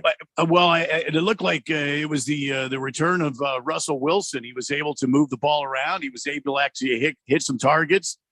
He's got some quality receivers out there. The problem is he didn't hit DK Metcalf nearly enough he needs to hit DK Metcalf quite a bit more, in my opinion. He needs to get football to DK Metcalf probably on every opportunity that he could absolutely throw the ball to DK Metcalf. Because I'm sure he would. Clearly has not thrown the ball enough to DK Metcalf, because I've lost a damn bunch of games in fantasy football, and I had a DK Metcalf on my lineup every week. And when I pull him out of the lineup, they're going to find DK Metcalf, and that's when he's going to have 40 points. Oh, so basically how I feel about Brandon Ayuk. I will say this about the 49ers. They didn't run the football well at all. Like, you just didn't. 71 total yards for that game, and I think most of that came late. They couldn't establish anything on the ground. So even though Jimmy Garoppolo actually had a pretty good game, it didn't matter because you can't run the football. That is something that in this division, if you can't do, you're screwed. All right, so which team's better? I mean, don't talk to me about their record. Which team is better? Is it the Seahawks or is it the 49ers? Which team is better? I still think it's the Niners. Are they equally sucky? They are both very sucky. I will say that the Seahawks are probably not a great matchup for the Niners. I mean, when you do have DK and you do have Tyler Lockett was going crazy yesterday. When you do have those two guys against that Niners secondary, which hasn't played well this year, and don't ask me why, because they've been good years before. They just aren't good this year. That's not a good matchup for them. But the what they do, if they have Jimmy Garoppolo playing that well, and they've got Kittle back in the lineup, and they're moving the ball, that team is better than Seattle is. We have an all caps text from Shooter McGavin. Jimmy G overthrowing receivers is what happened. That didn't help either. It's weird because Jimmy G, like if you just look at the stat line for Jimmy Garoppolo is 20 of 30, 299 yards, 2 touchdowns, 2 picks. That doesn't sound too bad. And I still wouldn't say he played well. It was not a good game. It was a tolerable game. And then you add the fact that they couldn't run the football. They couldn't possibly have won that game. Berg says, yeah, that injury was scary. Hamilton Porter says, did you guys see? Lions won a game. Yep. We saw that. We did see that. Still can't believe it, to be honest. Detroit Lions, they won their first game. And are they still in the postseason hunt? Spoiler alert. No. All right. So as you know, they beat the Minnesota Vikings 29-27. Jared Goff threw a touchdown pass to Amon-Ra St. Brown on the final play. And there you have it. Head coach Dan Campbell dedicated the game ball to everyone affected by the Oxford High School shooting, even read some of the victims' names. An NFL team was eliminated from the playoffs yesterday, but it was supposedly not the Lions. It was the Houston Texans. According to NFL on CBS, the 49ers losing to the Seahawks keeps Detroit alive heading into week 14, which kicks off on Thursday. It's weird, though, because the NFL and CBS were the people who posted the chart last week that listed all the different things that had to happen. We talked about that. Well, two of those things didn't happen. Eagles and the Washington football team were both supposed to lose, but yet they both won. They're both NFC teams. Nobody's explained how this is still possible. So CBS, you need to show your work, show your findings so we can understand this. But by the way, in case you're curious, Boogie and everyone else, the Lions are already done. Yeah. I mean, it's already happened. This is what happens when you're 1-10-1, the amount of calculus that it would take to even figure out if you could still potentially make the playoffs would break supercomputers. The amount of calculus. It's just, it's unreal. Yeah. And meanwhile, in the AFC, the Texans are done. Yeah. They've won one more game. They have no ties. They're done. Yeah. You're welcome. So Adam Thielen, by the way, he has a sprained ankle, which I'm sure is making somebody in fantasy football slightly upset. Anything else we need to know about that game with the Vikings and the Lions? And I really was like, damn it, Dan Campbell, don't cry. Just don't cry this time. I thought he held it together quite well. He's a very emotional man. I have no problem with it, but here's he almost killed the owner of the team, though. Did you see that? I did not see that one. This Sheila lady comes walking in. Oh, that was a great win. Everybody's like, come here. Yeah, no, Sheila Ford Hampton. She's a very tiny old lady. Don't do that to her. Up off the ground like he was giving her the Heimlich from reverse. You will break her in half. Yeah, it was that was frightening. I was probably like, if I squeeze her to death, she can't fire me. Or it was, oh, I haven't been held like that in many years. Can you do that again? Or that's how we got the job. Oh no. That's not gross at all. What I will say is the Vikings at the very end, that last goal line play. Why would you not defend the goal line? They were defending it like they were expecting like a back shoulder throw to the back of the end zone. And then Jared Goff was like, oh, look, there's a guy right at the goal line, where I have to throw the ball to score. And there was no Viking in sight. It's this. I don't understand what they're doing. And Mike Zimmer, you can blame him for a lot of the offensive stuff, but you're a defensive coach. And that's bad defense. Yep. Chamoy says Russell Wilson owns us. Seahawks blow. 49ers lost the game. Turnovers killed us. Oddly enough, Sunday was the earliest original timetable for his injury. What? I think Russell Wilson originally when the timetable for him came to come out. back with the broken finger. So it makes sense that he would look good this week, given the actual natural amount of time his body was supposed to heal from that injury had he not rushed back. Chamoy says, in my opinion, the Lions are not the worst team in the NFL. Okay, Chamoy, we'll bite. What is the worst team in the NFL? I'm sorry. I just want to say that the Lions have lost. I think it's 5 or 6 games by less than 3 points. There have been close games all season long. They've been in every game. They've been in quite a few games. They haven't been blown out all season long. Horseshoes and hand grenades. I know. Almost. I know. But still, the thing is, if you're in that many close games, you're in 5 or 6 close games, and you can't win any of them until now. That's still not a great sign. No, I understand that, but I'm just saying I agree with the texture, but because they have been virtually in almost every game they played this season. I suppose you could make the argument that Jacksonville, who's been blown out more, is probably worse. Yeah, well, there is that. Blissful Hayes says, speaking of blizzards, Blizzard of Oz is one of my favorite Ozzy Osbourne albums. Randy, could you play Mr. Crowley at some point? Did we just miss going into the break there, Keon? I believe we did. Yeah. So this is not going to be pretty. In I'm guessing 10 seconds, we're going to jump into the middle of a commercial break and be back with the next half hour of the Daily Blender here on 1580 The Fanatic. It's okay. People only pay for those things, Keon. It's okay. Hit it. Arm is there. 8 Down Presents Terrifying Jobs. Snake handler, take one. This is a really terrifying job. Today we're talking with James Hall, a snake wrangler at the Phoenix Zoo. You handle really creepy, venomous creatures. Given the hazards, why do you do it? I've been fascinated by reptiles since I was a child. Tell me about your little friend there. So this is Bear Hug. He's a Burmese python. We have him here at the Phoenix Zoo. He kind of makes my skin crawl. Is there anything that rattles you? Yeah, distracted drivers terrify me. This message is brought to you by ADOT, the ABA, and this station. If you're worried about your investments, you're not alone. These are challenging times, but it's not time to panic. It's time to act. Hello, I'm Mo Ansari, founder and president of Compact Asset Management. With over 40 years of experience in the financial markets, I've seen what panic, indecision, and bad advice can do to investments.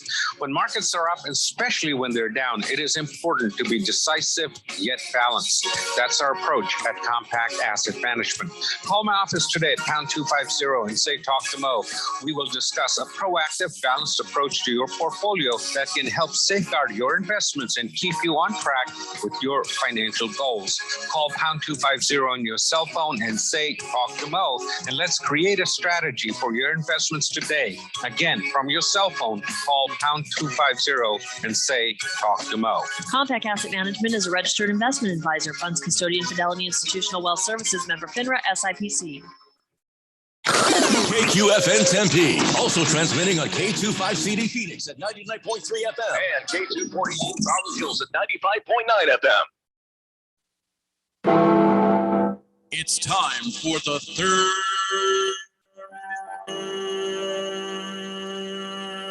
hour. All right, people, settle down because it's time. Time for what? Showtime. When does it start? Right now. 3, 2, 1. Let's get on with the show. Let's do it.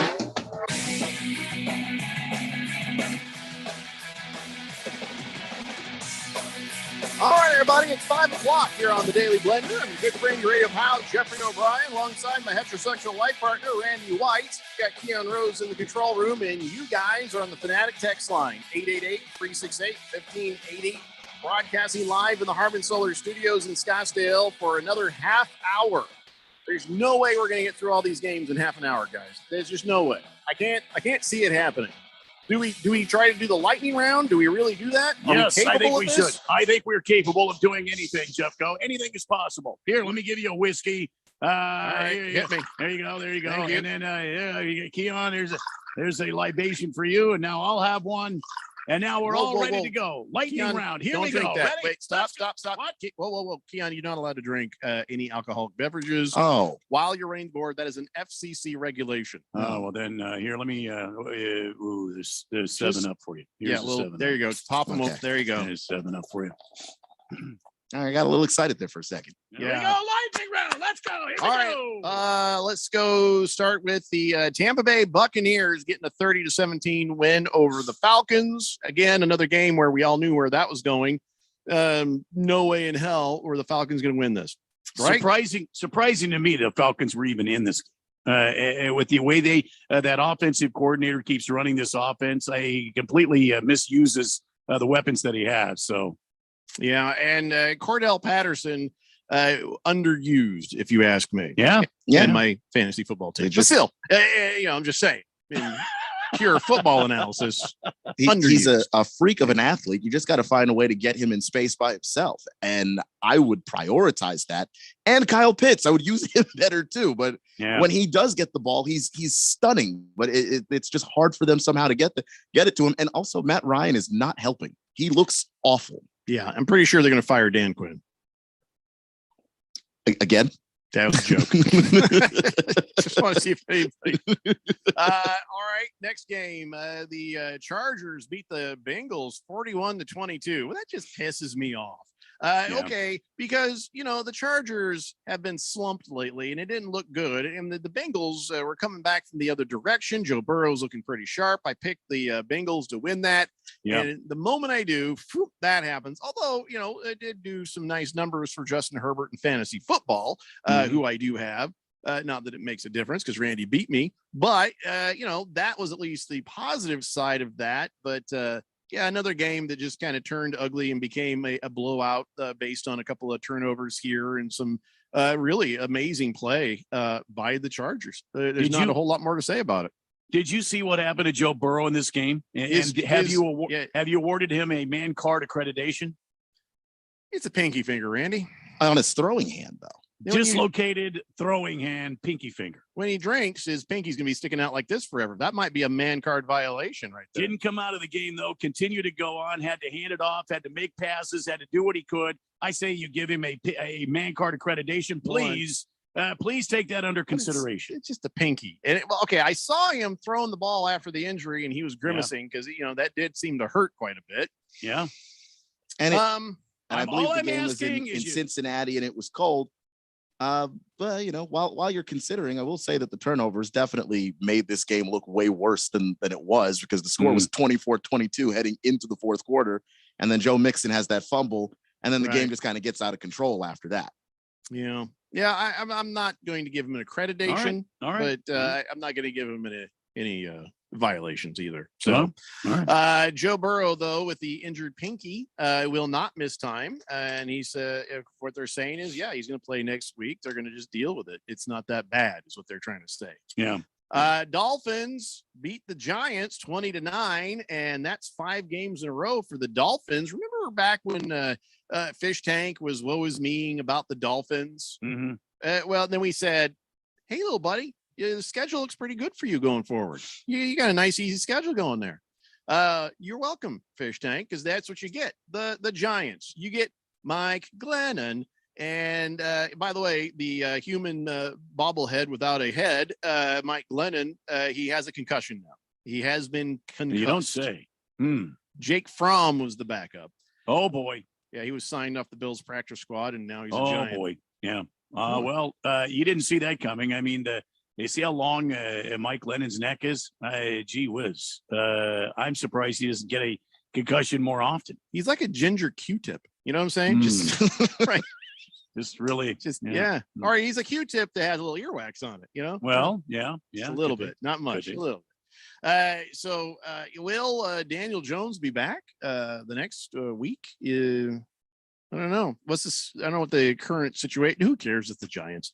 Now, this was a great moment in Randy White, sports history. The Eagles beat the Jets 33-18. Yeah. We already thought the Eagles were going to win. And when you found out that Jalen Hurts wasn't going to play and it was going to be Gardner Minshew, nobody changed their pick and everybody was right. 33-18. But that was a vicious smackdown by Gardner Minshew and of course Go Dirt. Yeah, that sucked for me, but okay. Great for Not you, for Randy. me. Yeah. Not for me. It was big for me. Yeah. All right. I mean, doesn't this prove to you that Gardner Minshew is a good quarterback? The guy can manage a game. Yes, I'll still take him on the Colts. All kidding aside, he really is a pretty damn good quarterback. I mean, the guy didn't make any bad decisions. He didn't make any bad turnovers yesterday. This could have been terrible, but he did guide his team to victory. He was 20 for 25, 242 yards, 2 touchdowns. And yes, I would absolutely take him on the Colts. Now, Kenyon, be a voice of reason. Would I take him on the Colts over over Carson Wentz?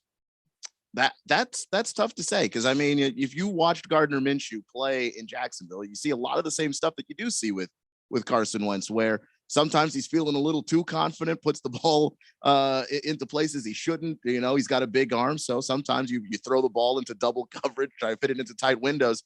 That's the stuff that got Gardner Minshew in trouble before. If he's capable of putting that behind him, well, then you might actually have an upgrade. Randy, I want Gardner Minshew. All right. I want him on my team. Okay. Don't make it weird with me saying I want Gardner Minshew. I'll talk to him and I'll see if he wants you too. I don't want him that way. I try to tell you. No, it's not that way. It's not that way. I mean, that's the way he goes about his business, Jeffco. Either he wants you or he doesn't want you. I am not going to spoon with Gardner Minshew. Right now, somewhere in Philadelphia, Gardner Minshew has his cutoff jeans on. He's stretching out. And he probably has some music on, like what's in the background right now. And he's contemplating. Do I want Jeffrey O'Brien? No, okay. Just no. I don't want Gardner Minshew anymore. How can he not want Jeffrey O'Brien? I 0% want him on the Colts now. You ruined it for me, Randy. You absolutely. Well, you are a sexy beast. I can't help that. I can't argue the fact that he wants you. He wants you bad. By the way, I think Zach Wilson right now is just like, God damn it, Mom. By the way, Robert Saleh might be saying the same thing, although Robert Saleh is a little bit delusional. He came out and said, well, this was by far Zach Wilson's best game playing in this scheme. Robert, did you know you lost, right? Yeah, well, that's not delusional. That was by far Zach Wilson's best game. Like the Zach Wilson in the first half looked really good. And there was a point there where I was like, oh, we might have like an Eagles-Jets game going on. No. And then the second half happened and we came back to reality. But to say that was Zach Wilson's best game in this scheme is correct, really. He's been injured a lot this year, but when he was healthy, he didn't play that well. I don't know if I feel sorry for Robert Saleh or not. The Rams beat the Jaguars as they should, 37-7. This means nothing if you're a Rams fan. It doesn't tell you your team is fixed. It just means that they got to play the Jaguars. Everybody gets a chance at that. Everybody gets a chance at the easy W, and that's all that was, easy W.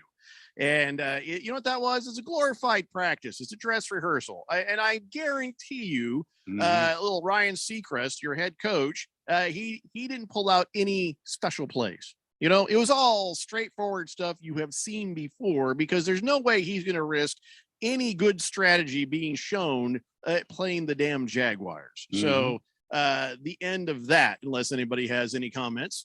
Got to tell you, I was worried there for a while. Matthew Stafford took a pretty damn good shot to the chest, and I didn't know if he was going to come back in.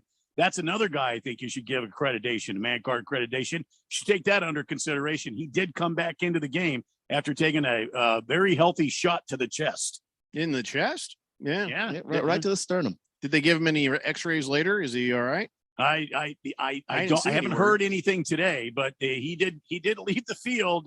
and I didn't know if he was going to come back in the game. Yeah, he got the wind knocked out of him. That doesn't deserve accreditation. All right. You know, Well, listen, Derek listen. Carr, when they broke his leg, and all he says is, it's broke, and that's man card accreditation. Because if it was any of our legs, very different response. Oh, 100%. So, yeah. Just sort of keep an idea where the bar is for accreditation on these things. So right. broken bone is the bar. Well, it's a high bar.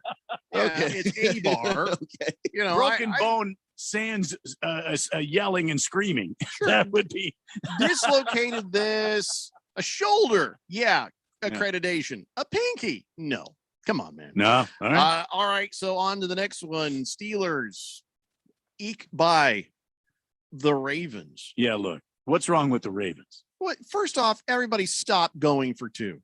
Stop going for two when a field goal will get you into the overtime. And I know that Harbaugh came out and said, well, I was out of cornerback, said the injury, so I had to try to win it there. No, you didn't. Harbaugh, listen, there's a very good chance you'd have kicked that extra point, gone to overtime. Maybe you would have won the coin toss.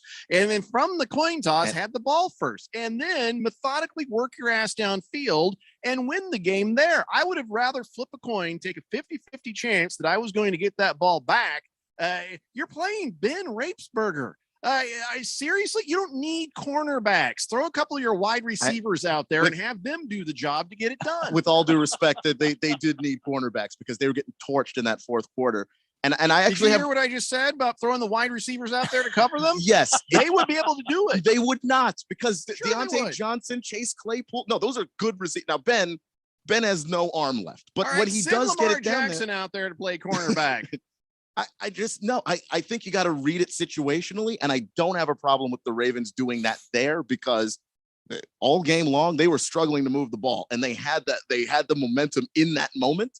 And the key word of what you said is maybe you win the coin toss. Maybe you win the coin toss. I would rather try there than on a 2-point conversion like that. Now, who do you blame on that? Is it Lamar or is it Mark Andrews? Which person do you blame? It's Lamar. Absolutely. He got rushed by TJ Watt, I think, a little harder than he thought, and so he kind of short-armed it.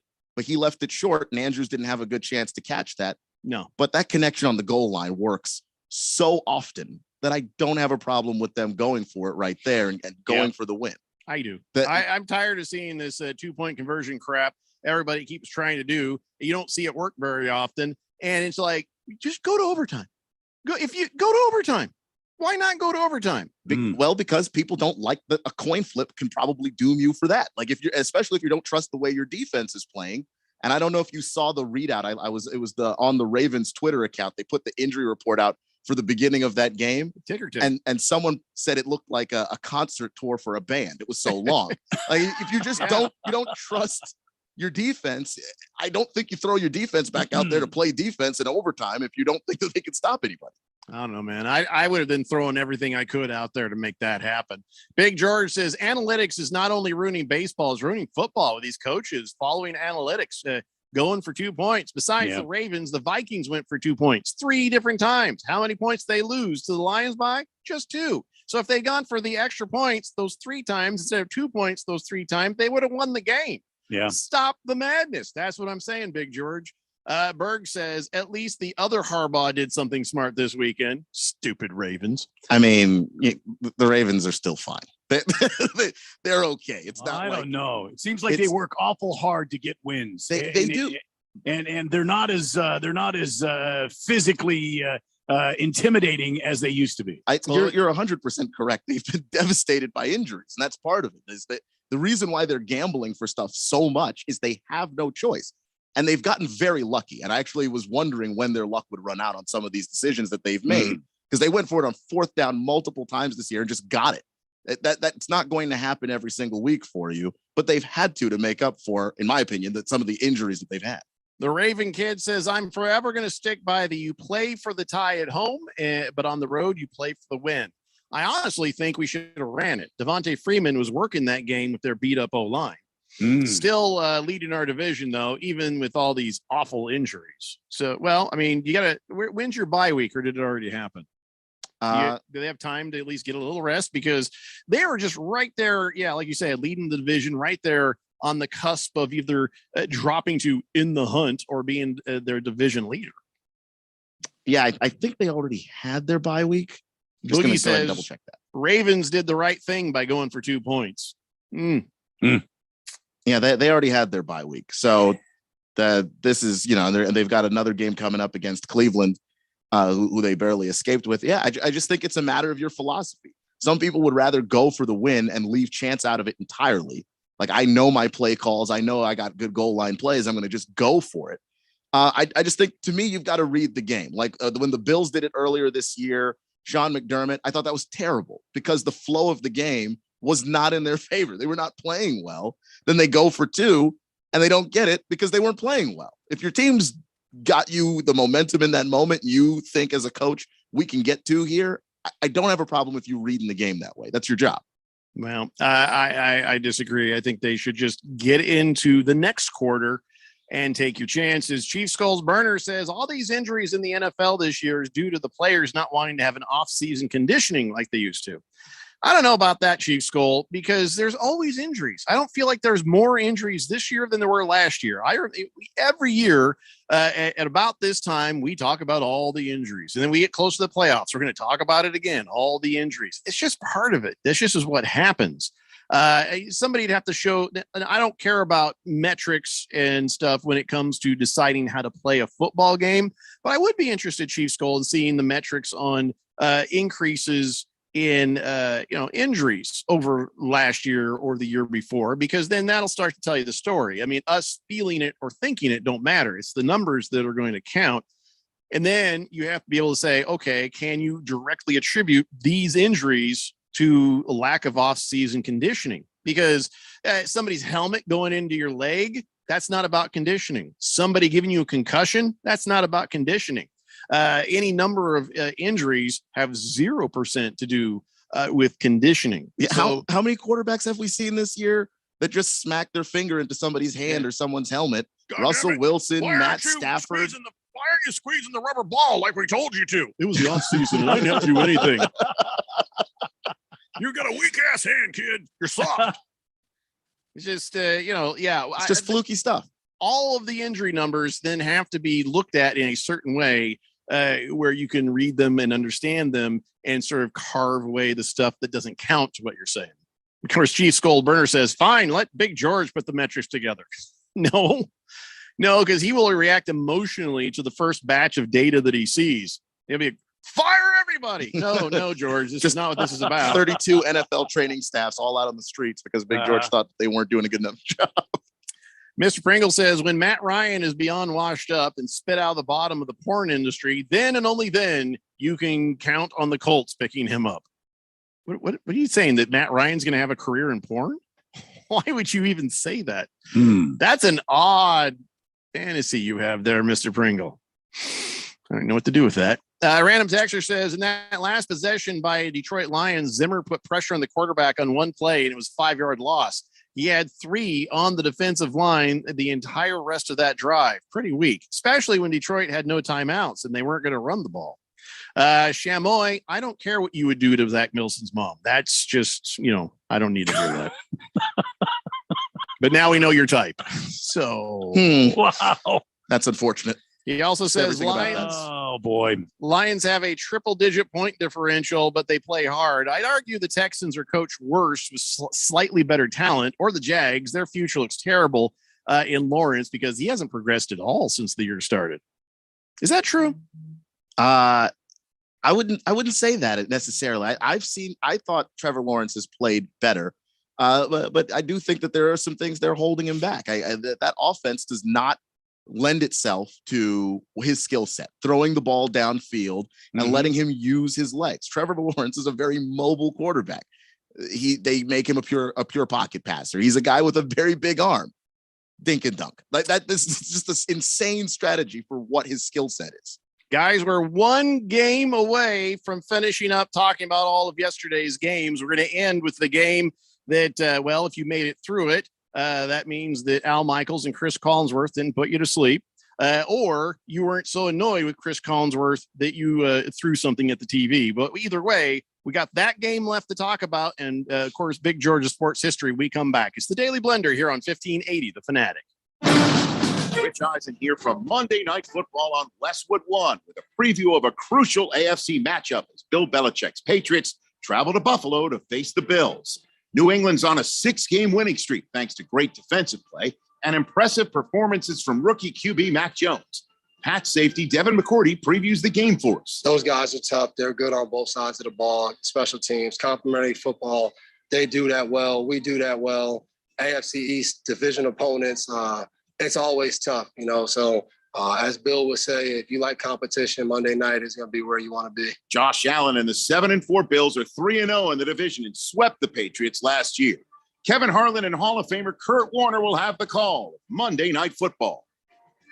Remember to listen to Westwood One's exclusive coverage of the NFL all season long, right here on 1580 The Fanatic, Arizona's new home for sports.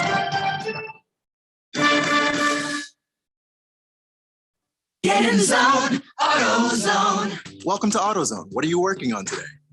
So it's about that time for an oil change. We've got what you need. Right now, you can get 5 quarts of Castrol Edge full synthetic or full synthetic high mileage and an STP extended life oil filter for just $31.99. And you can get it all fast, your way. Just order online with our free same-day store pickup or next-day delivery. AutoZone. Start your job today at AutoZone.com. Restrictions apply.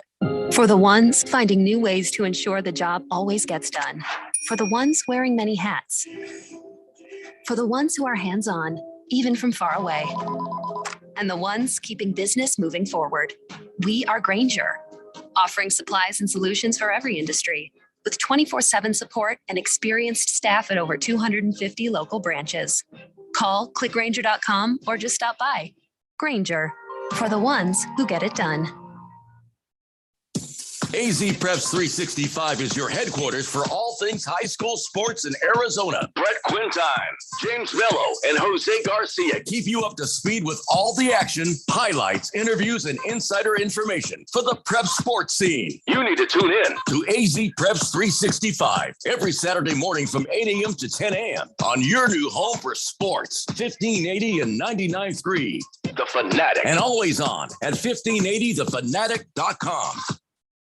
We all know when we need service on our vehicles, having a trusted and reliable auto repair center is very important. Hi, I'm Stephen McCollum from the Main Event here on 1580 The Fanatic. And that's why I have all my vehicles serviced and repaired at Friendly Auto Centers in Mesa. Steve, the owner, and his team are experts in auto repair in a non-intimidating environment. Friendly Auto Center is a AAA approved auto repair center and awarded Top Shop winner. Family owned with 19 service bays to get you back on the road fast, with reliable repairs backed by an exceptional warranty. Friendly Auto Centers offers a full range of routine auto services, as well as general repairs on any make or model passenger vehicle, RVs, and large trucks. Friendly Auto Centers are located at 5026 East Main Street in Mesa. Give them a call at 480-830-9377. That's 480-830-9377. Find them online at friendlyautocenters.com. Friendly Auto Centers, where every car leaves with a smile. And tell them Steve McCollum sent you. Rosalie, the fantasy girl here. Obviously, I love sports betting, but what I don't love is giving up part of my winnings to casinos and bookies. But the other day, I heard about a free site called Vig Zero, and it's a total game changer. Vig Zero lets me bet with my actual friends and keep all my winnings, not to mention bragging rights. If you love sports betting, you'll love Vig Zero. Go to vigzero.com to sign up, and if you want, join my group with the code Fantasy Girl. I'm placing bets on Vig Zero all the time, so go accept a few. Just don't be mad when I take your money. FanDuel Fan Fest is coming to Scottsdale, and you can be there for free. Don't miss your chance to hang out with sports legends and see live performances by Griffin and Nelly. Plus, play games and win prizes. Enjoy delicious food trucks, kick back in the beer garden, and a whole lot more. FanDuel Fan Fest is something for everyone. To get your 2 free tickets, just place any bet of $20 or more on the FanDuel Sportsbook app. New to FanDuel? Sign up now, and you'll also get a risk-free bet up to $1,000. FanDuel Fan Fest is the hottest party in sports, and it all goes down Saturday, December 11th at Westworld of Scottsdale. Just download the FanDuel Sportsbook app or visit FanDuel.com/AZ FanFest to get your 2 free tickets now. That's FanDuel.com/AZ FanFest. 21 plus and present in Arizona. Opt-in required for existing users. Refund for new users is issued as a non-withdrawable site credit that expires 14 days after receipt. Restrictions apply. See full terms at fanduel.com/fanfest. Gambling problem? Call 1-800-NEXT-STEP or text NEXT STEP to 53342. The field is called a gridiron. The ball is called a pigskin. The quarterback is called a field general. Y'all know what time it is? The kicker? Well, they just call him a kicker. Come on, dude! Hey, this is football. The NFL plays here. Catch all the primetime games, playoff, and Super Bowl 56 On your home for the NFL. Let's go now. 1580 and 99.3, The Fanatic.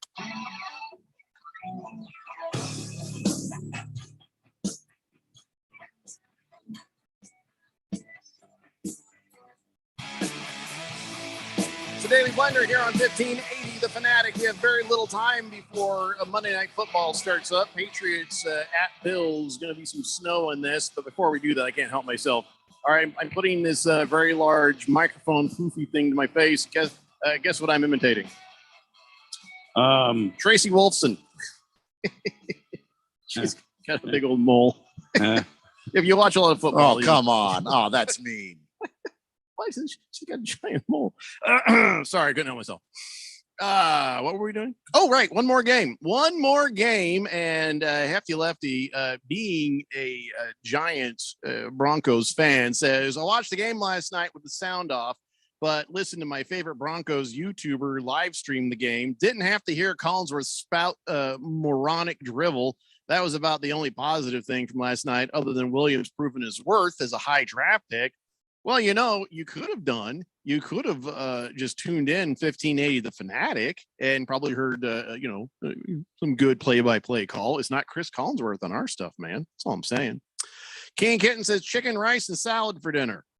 My wife told me, unless I'm cooking dinner, it's leftovers. She's like, I'm done. I'm off for the night. So I don't know what I'm getting. Well, Alex said that's it. I'm off for the night. What do your leftovers look like?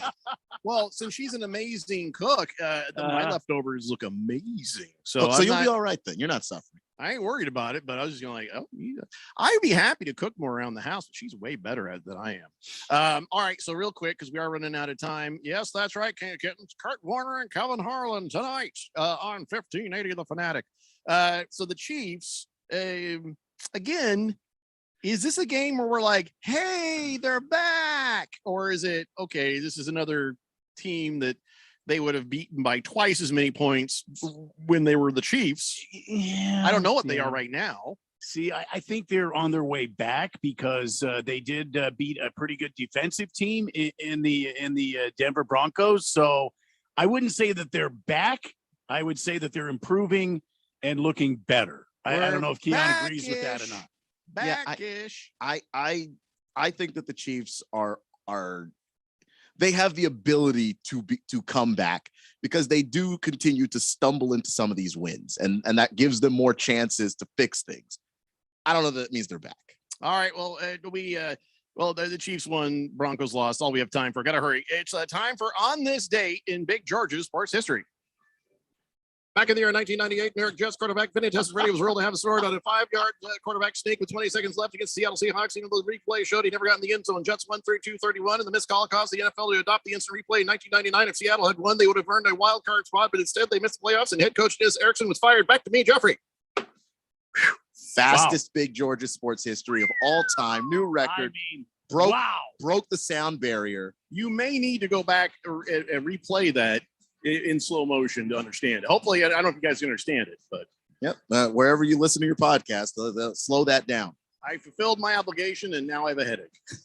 So we didn't breathe there for about 30 seconds. Everybody enjoy listening to the Patriots beat the Bills in a snow game. Or now I've said that. I've jinxed myself. Now the Bills are probably going to win. Damn it. All right, guys. We'll see you tomorrow at 3 p.m. It's the Daily Blender on 1580 The Fanatic. Jacobs and Haley, 6 to 10 weekday mornings. On 1580 and 99.3 The Fanatic and at 1580thefanatic.com.